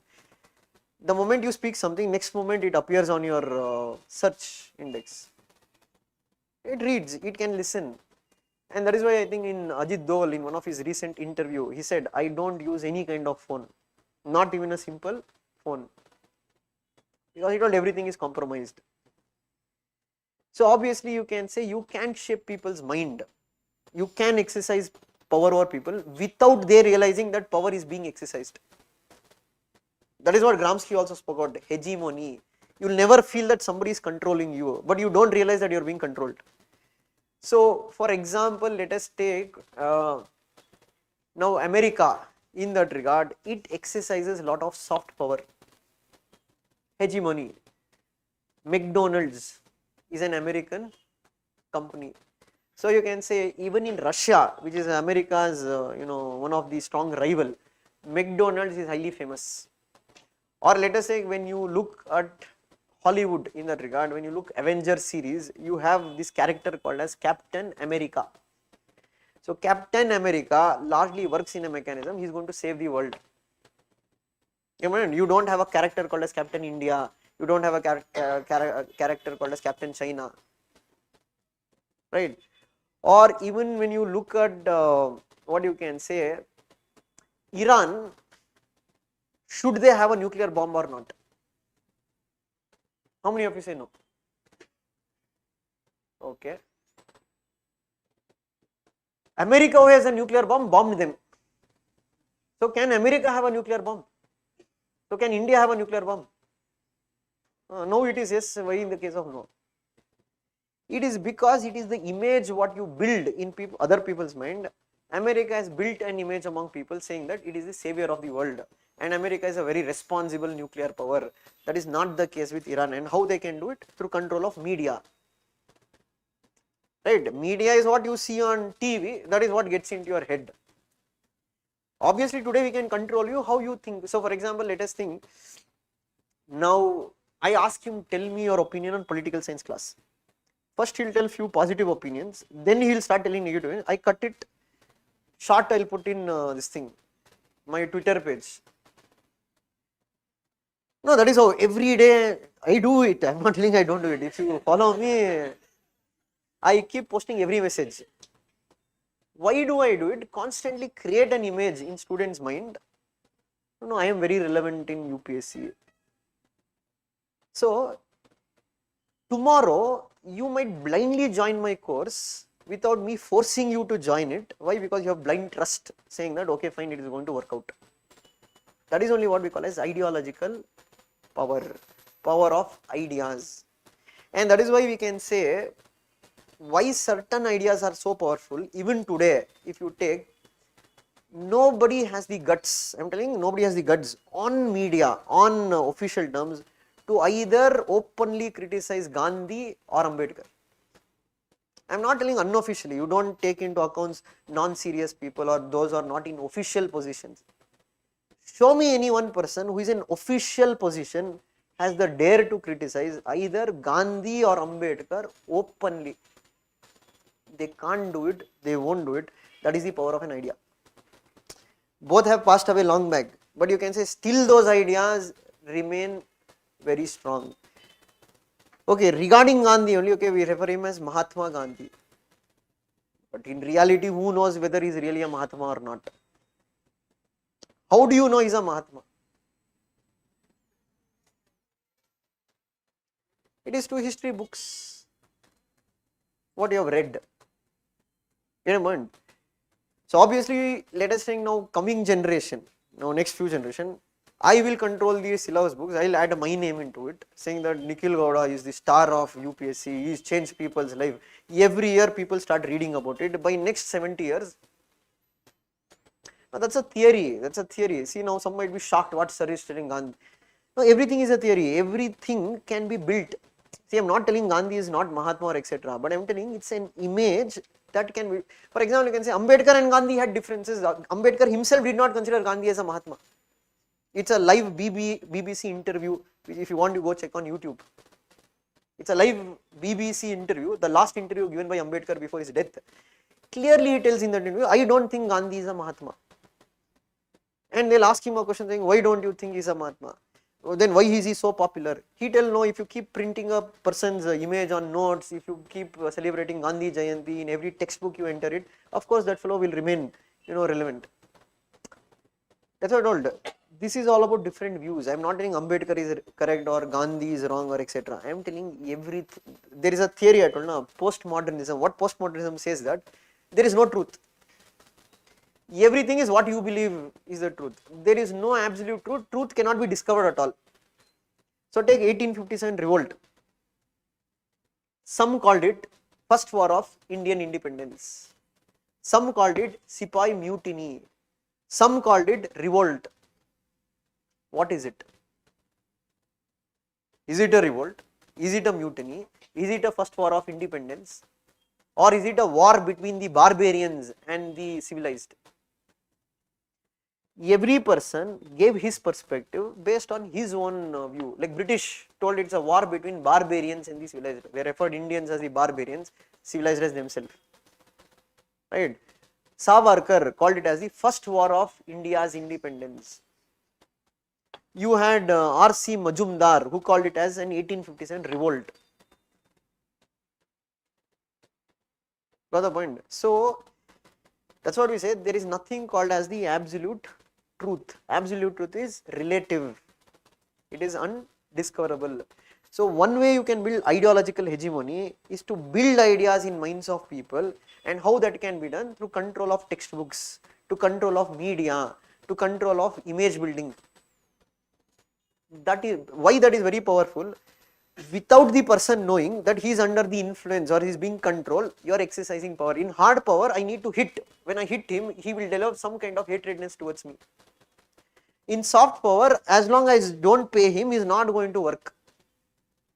But when I exercise this power, there is no need for me to spend that much amount of money. Neither I don't need to hit him or develop his hatredness towards me. I have convinced himself that what? Taking writing answers is good for you. Of course, he is going to write. So that is what we are going to read in different theories of power, how power can be exercised. Because narrowly we see only power as in terms of control, power as hitting somebody, etc. No, power can be exercised multiple ways. There is also called as information is power.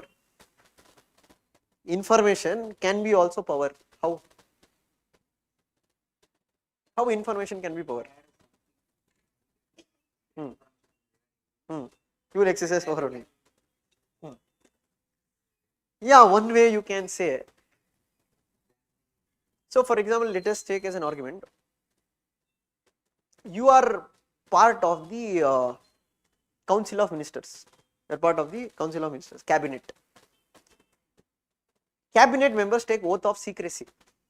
Why? Because they have prior information about what are the government decisions. Now, let us think you are one of the cabinet ministers. You have a prior information. So, you call me up and you say one day, let us say you are the defense minister of India. Call me and tell, do one thing. Tomorrow morning, as soon as you wake up or the market opens, buy as much as defense shares. Okay, let us take a particular company, Mazgang. Buy it as much as possible soon as the market opens. Now I will tell why. I will tell don't question, just do what I say. The reason is that you had prior information because you are part of the cabinet that government tomorrow is going to announce a mega project where they are going to give a 10,000 crore deal to Mazgang, which nobody else knew, you knew and you used it. That is power, where you can, what you can say, exercise control over this, because now you will become important to people. They will start asking you, give me certain information. And that is why you can say in government offices, many times even the peons, they will be powerful. Why? Because they have access to information. They might have not power in terms of the position what they have. They might have power in terms of what? The information. No, he told now, like that peon or a driver will know the weakness of that particular person. They will cash it, encash it. Simple, right? They will encash it, they will exercise power, they can control you, they can tell, will release the information. So these are different theories what we understand how power operates. But among all of them, one who is different is Hannah Arendt, because she never defines power in terms of control. She never defines power in some things you are exercising over others. She gives a more positive aspect of power, something called as empowerment. Power is not something to control others. Power is something what we have developed our capacities or capabilities to achieve our self-attained goals. That we call as what? Empowerment. So she says that power need not be always seen negatively. So that's why I told these are all different aspects of power they speak about. Understand? This we can relate to day-to-day life, like elitist theory of power. They say power can never be with the masses. Power will be always with the elites. And they'll also give their theory. They say why power cannot be in a democracy also. They say power will be always with the elites. Masses will never get power. Because they say that when you look at human civilization, they say all humans are not equal. There are some humans which have exceptional qualities. They have courage. They have oratory skills. They are very good decision makers. They are not afraid of taking bold decisions. There are others who are sheep mentality, means they just follow what others say. They are incapable of taking decisions for themselves. And they are always what? Slave mentality. Slave mentality means always they are waiting for others' command. So they say that no matter you bring democracy, no matter you distribute power, over a period of time what will happen? Power will always get concentrated in hands of few. For example, if you look at Tamil Nadu politics, either it will be DMK or IMDMK which is going to get power. It's not that common people will get power access.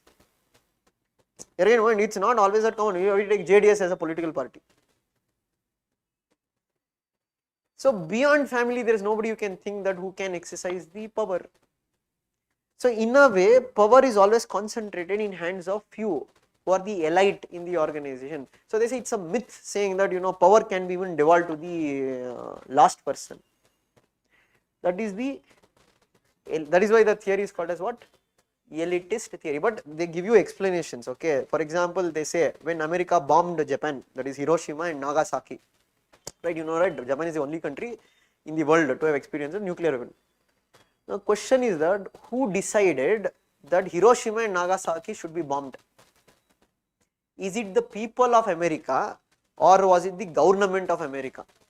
The answer was the government of America, because people were not in favor of it. Or even if you take the Vietnam War, which America continued for almost 20 years or 25 years, the people of America had opposed that the war should not be continued. There was protest, but it is the government of America who means the decision making was not the people of America. It was few elites who control the American government. That is the politicians, that is the military generals, or you can say the capitalists. They will shape the policies. They will determine what policies have to be taken. So what Rousseau also says, that people in a democracy, like he says, in Britain are free only once in 5 years. The only freedom they have, go vote in an election, that is done. Rest of the decision will be always taken by the elites. Got it? Not only the government is controlled by certain elites. Got it? Those are elites, they control the government. Got it? So understood what do you mean by different theories of power. So one, you study powers of the state. Next, what we'll have to study about state? Power, authority, legitimacy, we studied. What else you have to? No, before going to justice, we have to also speak about rights. Right, here we need to understand what is right. What are the different types of rights? So you have natural rights, you have human rights, you have constitutional rights, you have statutory rights, as well as you have what we call as fundamental rights. But same way, here you also have to study different theories which are there. So again you can say there is some concept called as positive rights as well as negative rights. So again when you read positive rights, negative rights, it's nothing but same thing what you read. Usually the liberals, they largely speak about negative rights. If you take socialist and Marxist, they largely speak about positive rights. Then again you look at the idea of rights from feminist perspective, or you will also see the other idea of rights, human rights. So there is a debate between human rights and multicultural perspective. So today we say there are certain human rights, okay, but the definition of human rights is not clear. It's debatable. So let us take for an example, should a woman have the complete rights for abortion? How many of you say yes or no? No, how many of you say yes? How many of you say no? Why yes?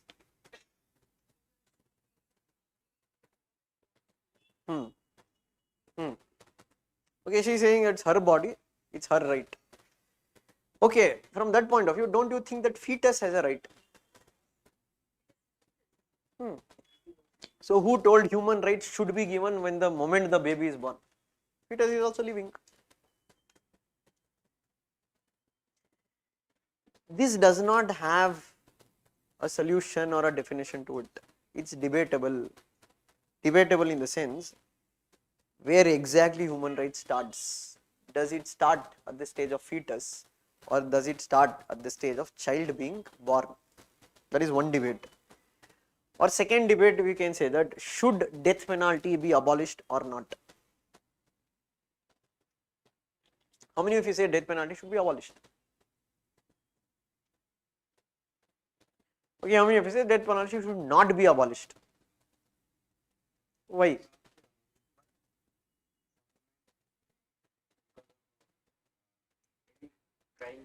So, but don't you think the state taking away somebody's life is a violation of human right?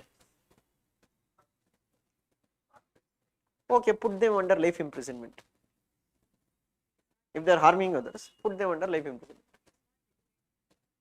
Okay, but the NCRB data shows that death penalty has not been a deterrent to prevent crime. For example, Nirbhaya case happened, they did give death penalty, but then you had Hyderabad case, you had Kolkata case.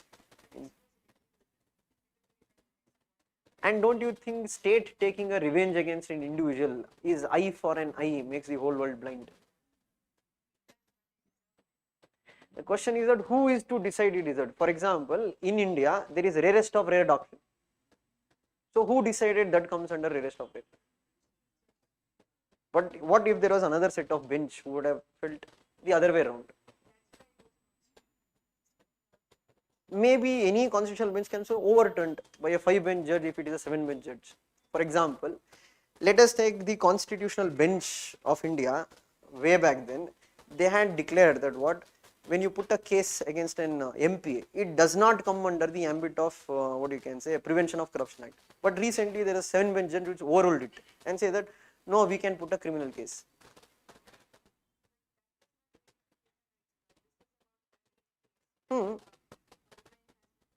But basically the idea of human rights itself is simple. Every human, whether is a rapist, whether is a criminal, the state should not have the right to take away the human.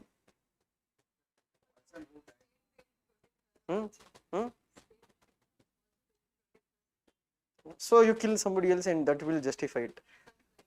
See, I am not telling you are wrong or right. I am just giving you counter arguments saying that the arguments what you make. If I will bring the same arguments, I will bring the counter argument what you say. So like if you want to argue from her point of view, you can say that, okay, justice is not only said, it should be sure it has been done. Okay, but that is what told, it's a debatable thing, that human rights, there is no definition for it.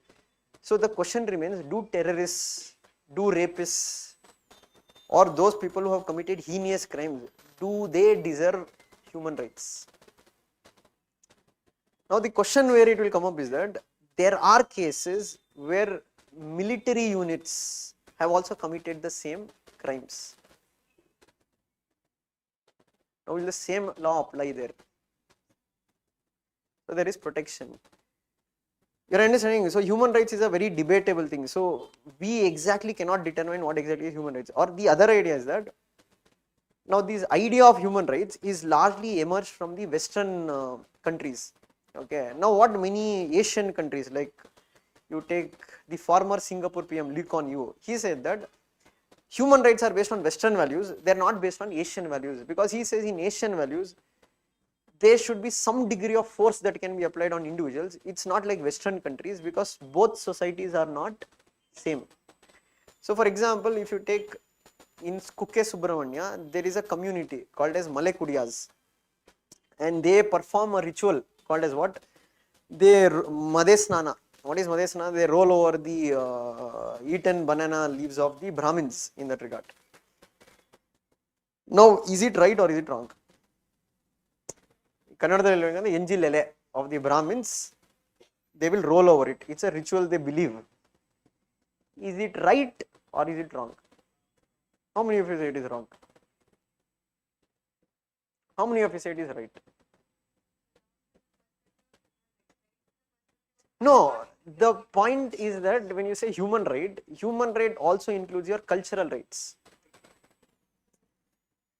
So now you apply the same principle what he told, harm principle. Not harming anybody, right? That's their dignity. Nobody is upon, they are not forcing, they are doing it by their own wish.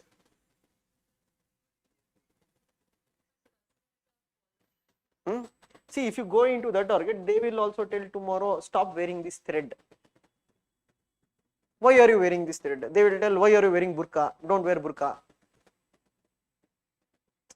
If you tell what they are doing is wrong, tomorrow they can only point fingers and tell, okay, you also don't wear this sacred thread, you also don't wear burqa, you also don't wear hijab. For us also it is some kind of domination that is being done. It does not have a boundary here. So it is all about perspectives. Now you look from an intellectual point of view, you might say that is below human dignity. But if you look from their point of view, it's their customs and tradition, what they followed for many years. Of course, in India, we do have a Supreme Court, and the Supreme Court comes out with something called as what? The doctrine of essential religious practices. But we are not looking into Indian Supreme Court point of view, we are looking in a wider ambit of what exactly is a human right. Or let us take human rights can be also used as double standard thing. How?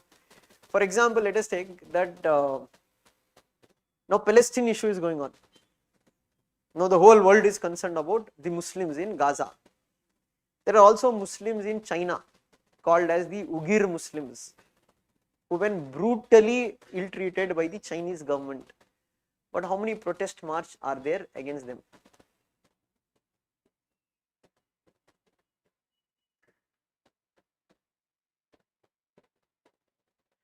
So does the life of a Uyghur is any less than a person in Gaza? Pakistan, at every point they say we are very concerned about Muslims across the world, especially Muslims in India. Right? They are very bothered about Muslims in India. We doubt that India can maintain the Muslims in India. But the same Pakistan turns a blind eye when it comes to Uyghurs' question in China. Everybody knows why they are silent. Because the money they get from Chinese investments. So that is why we say human rights can be also like an industry. Industry means human rights can be used also as a weapon against certain particular states. You understand? So that is what you can say the debate in human rights, whether human rights is universal or should we take human rights from multiple cultures. The problem with recognizing multiple cultures is that if you go start recognizing every cultural aspect, then what some would argue that it leads to violation of women rights. For example, you can say in now people might say let us practice sati. Some might say okay, let us practice triple talaq.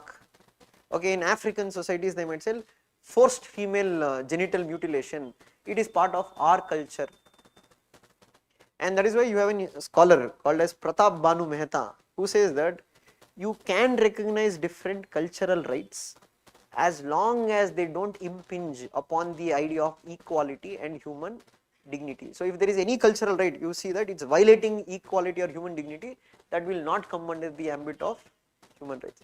But again, in world you can say still human rights is a very debatable issue. So for example, you can say America is deeply concerned about what the human rights situation, what you can say is happening in Iran. It is deeply concerned about the human rights situation in Myanmar, but the same America is very silent about the human rights situation in Gaza. Right? America is the only country today you can say backs Israel to the hilt. Even recently, if you say they have told we are not going to give visa to Mahmoud Abbas to go to UN General Assembly and speak. Again, you can say it is double standards. Why double standards? Again, you can say the Jews are the large funders of the American government, or you can say major business houses in America are controlled by the Jews. So that is what many theories say, that human rights is nothing but a theory. It's a Western creation to impose Western values on other countries of the world, or they use human rights as a tool to bring government change. What is government change? They will intervene saying that now there is humanitarian crisis. And what they do actually is that they change the government and they bring a proxy government which are in favor of them. Understood? So that is what you are going to read, the debate between what? The human rights from universal point of view and from multicultural point of view. So after rights, we also have to know about what the other key aspect a state has to bring.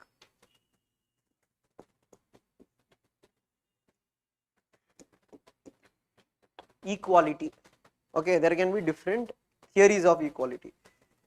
So equality is not as simple as you understand. So how do we say what is equality? How can we define equality?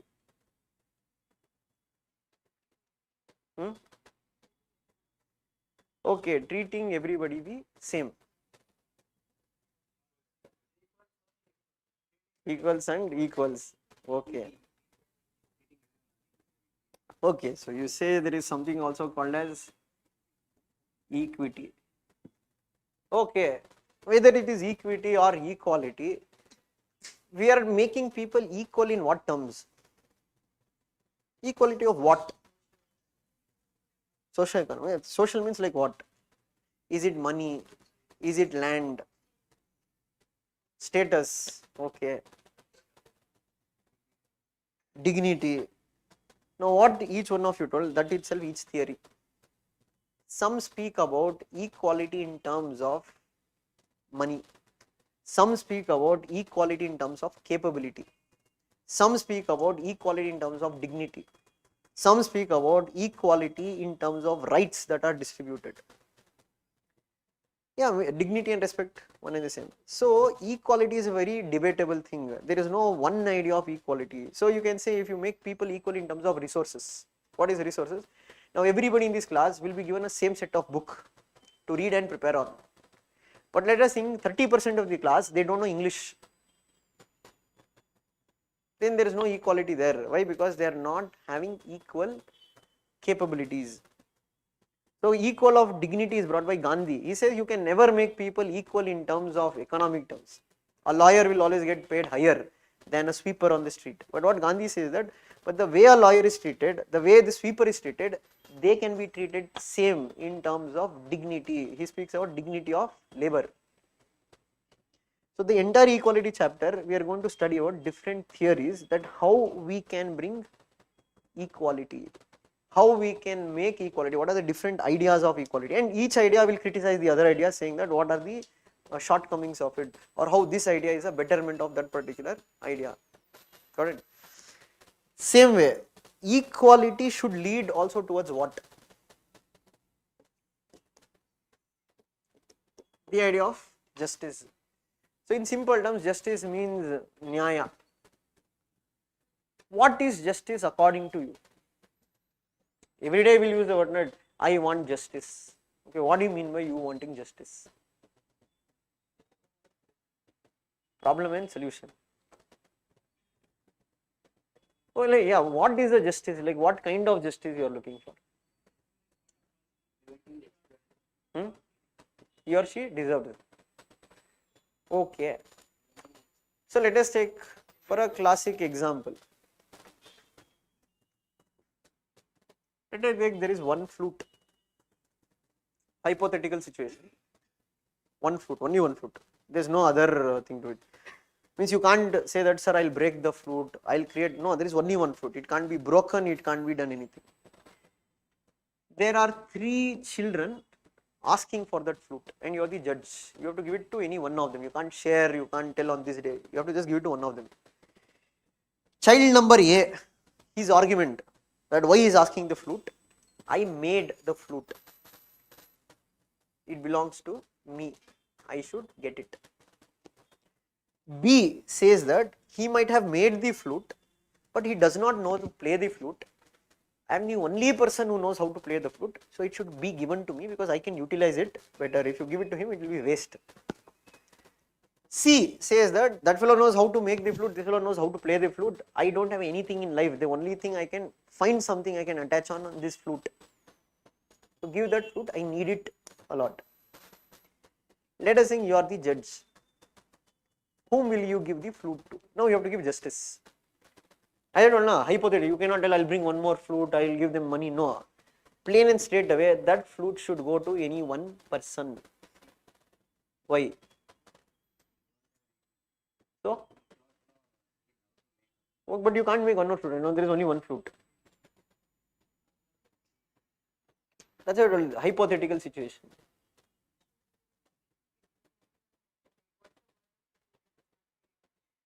Okay, so you have to utilize it.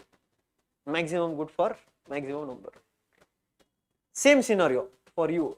So let us think that there is a scenario where you are operating a train and you are deaf and dumb. You can't hear, you can't speak. You are able to watch the train coming and you see that the track on which it is going, there are 100 people who are working and they get killed if it's allowed. The only thing in your power is that you can change the track. And you see another track, there is one person who is working. What will you do? You will kill that one person. Okay. One more scenario. Now let us think you are a district collector. You are a DC. Now you are receiving a lot of complaints from a school in your jurisdiction of people complaining about a cook, and they put a lot of you, like 80% of the children and their parents in that school have come and complained to you, remove that cook. We don't want to, we won't come to school. If they don't come to school, school will close down. And you will make your inquiry and you will find that she is a Dalit woman and these are all upper caste people, and that is why they have the problem. What will you do now?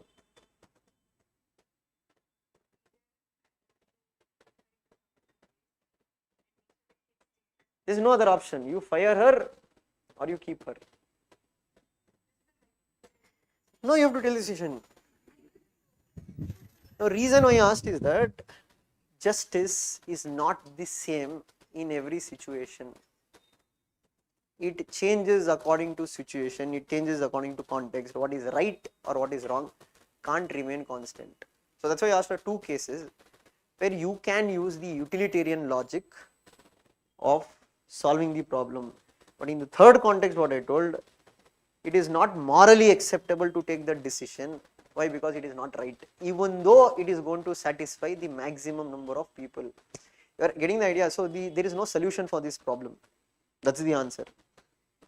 There is no answer for this question. Actually, this is a question which was raised by Amartya Sen to this scholar called as John Rawls, because John Rawls came with a theory saying that I have a universal idea of justice which can be applied in all societies. Or Amartya Sen challenged him saying that, okay, solve this problem using your universal theory, for which there was no answer. And what Amartya Sen told, justice is an English word, and what Rawls is defining justice as something like a procedure. In every situation you follow this procedure.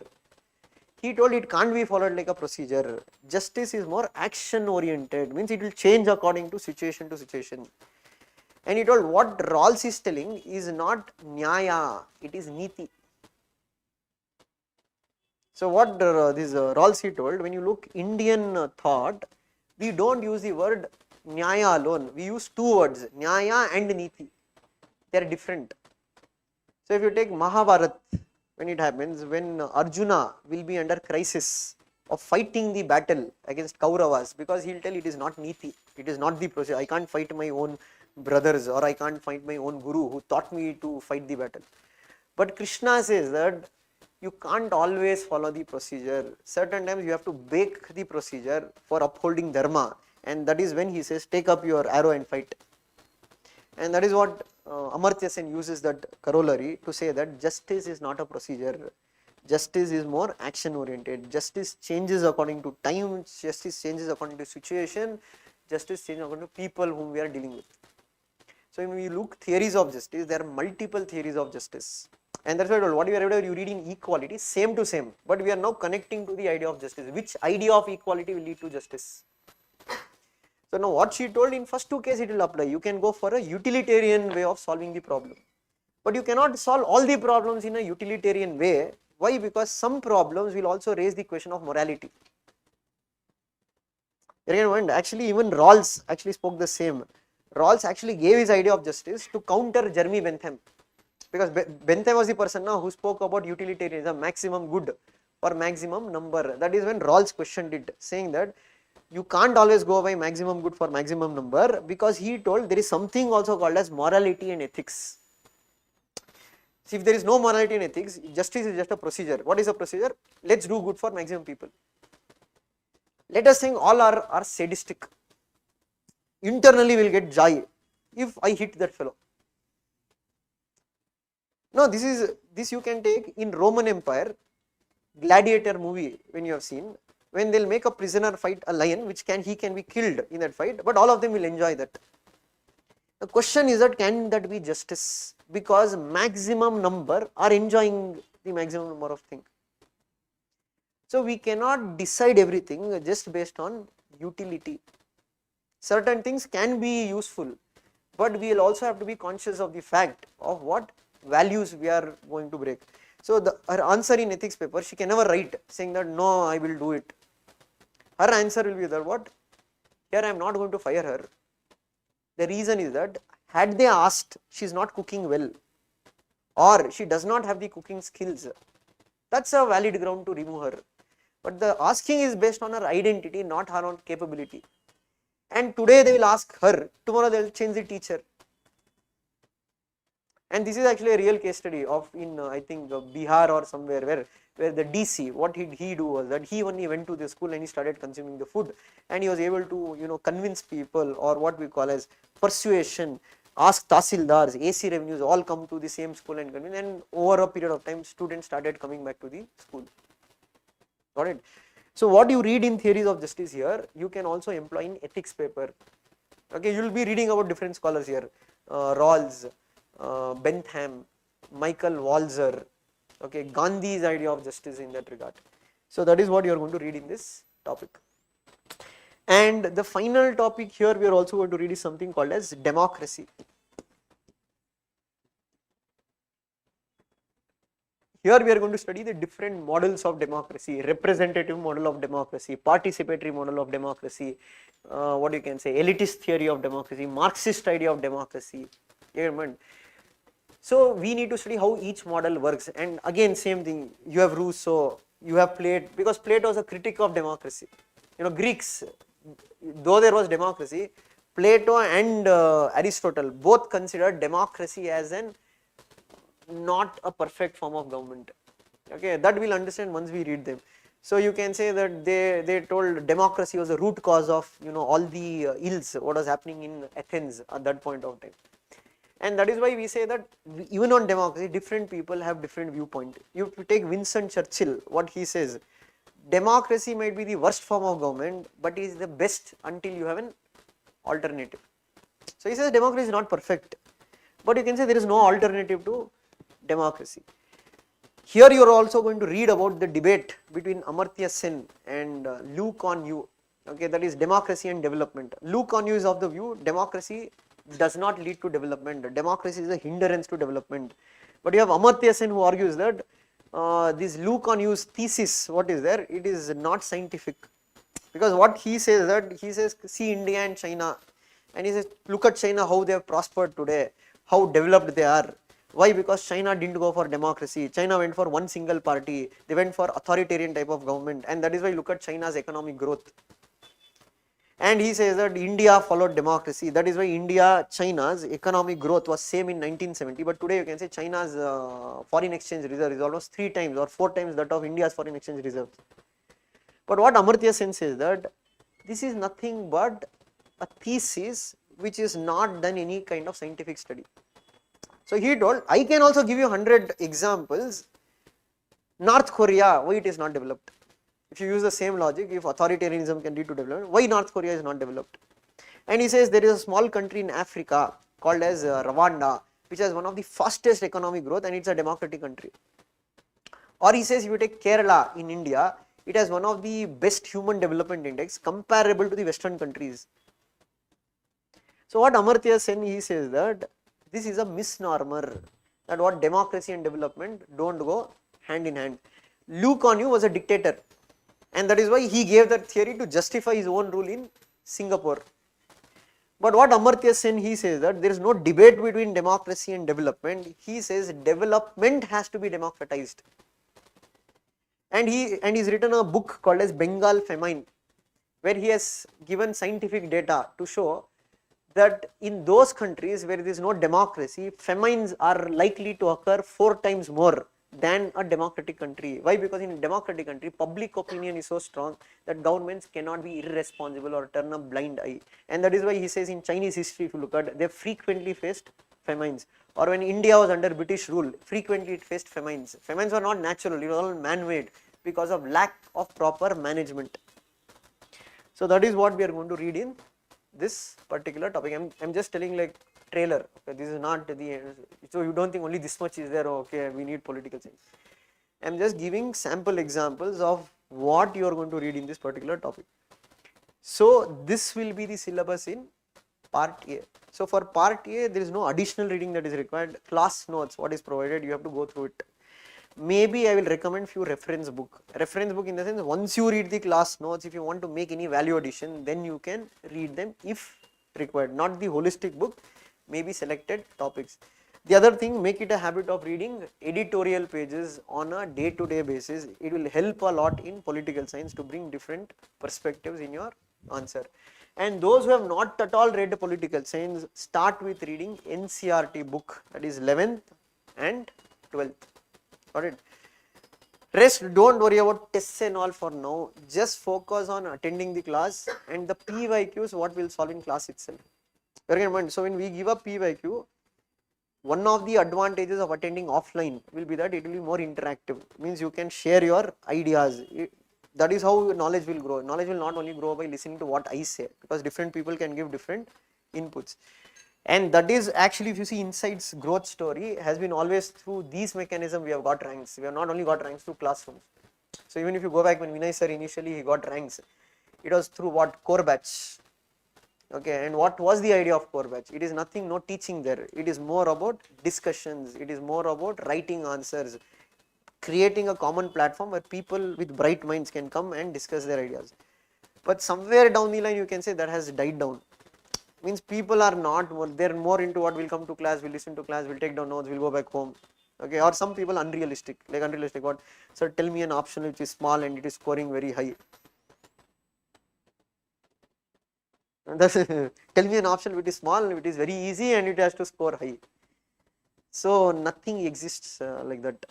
Okay, every optional can be scoring, every optional requires its own needs and necessity that you will have to work on. So this is a decipher of part A of your syllabus copy. Same way today you go back and look at part B of your syllabus copy, how I told, and buy a question bank. Anything, Kiran publications, whatever is it, buy one question bank topic wise. Means from, let us say 1990s till the last year, you need to have compilation, that you will get it in market. Buy one question bank, that will be very helpful for after each topic to know what are the questions that have come on to. Or at least you will come to know what I am teaching in class is right or wrong. Like how do you know I am teaching the right thing or wrong? Simple, na? It should not be like ye kanda dusra anda ko dari dihar. That's the problem with UPSC coaching centers, because there will be many times where people don't know the whole of the subject, but still for money's sake they can teach you. The problem that can be only known if you know the subject well, or you know something about the subject. If you only don't know any subject, I can spend half the time telling story about myself and end of the class saying that okay, class is done. And trust me, it doesn't make a difference also. Let us say now 70, 80 people what are here. In realistic, don't see I'm your sir, you are very pesting.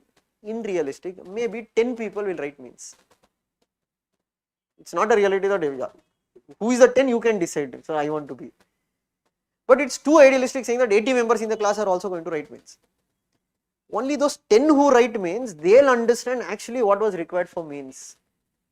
The rest 60, 70 of them lost. Means what? Once they don't clear prelims, they'll go back to what? Reading for prelims or doing something else, not focusing on the optional. So when they're not focused on, they will not even come to know whether what we have done is important for the exam. It is not important for the exam, because done na, it's once done, they'll only think about the optional again when they write mains. So that should not be the case. You have to always believe that what? You are going to crack the exam, and you have to believe it's not only your prelims, you are going to work to clear the mains. Got the point? And for mains, optional carries how many marks? 500 marks. And if there is any one paper where you can score up to 60% of the marks, that is optional. GS papers, you can't easily score up to 60% of the marks in each paper. But in an optional, if you study well, if you write well, there is every probability you can score 60% of them, means reach the 300 score. It's difficult, it's not so easy, but it is possible. But in GS, for you to score 150 and all, it is very difficult. Have you seen anybody score 151 in something? Like very rare cases people do it in GS subject. But in optional subject, you have regularly people scoring 150, 140s in that regard. Got it? So in tomorrow's class, we'll do a brief thing about part B. And paper 2, I'll just give a summary, because we'll be not starting with paper 2, right? We'll be starting with paper 1. Then we'll start with immediately the first topic, that is what is Western political thought. And notes will be always uploaded on the portal after every class. Just download it from there and go through it. Maintain a separate book for answer writing.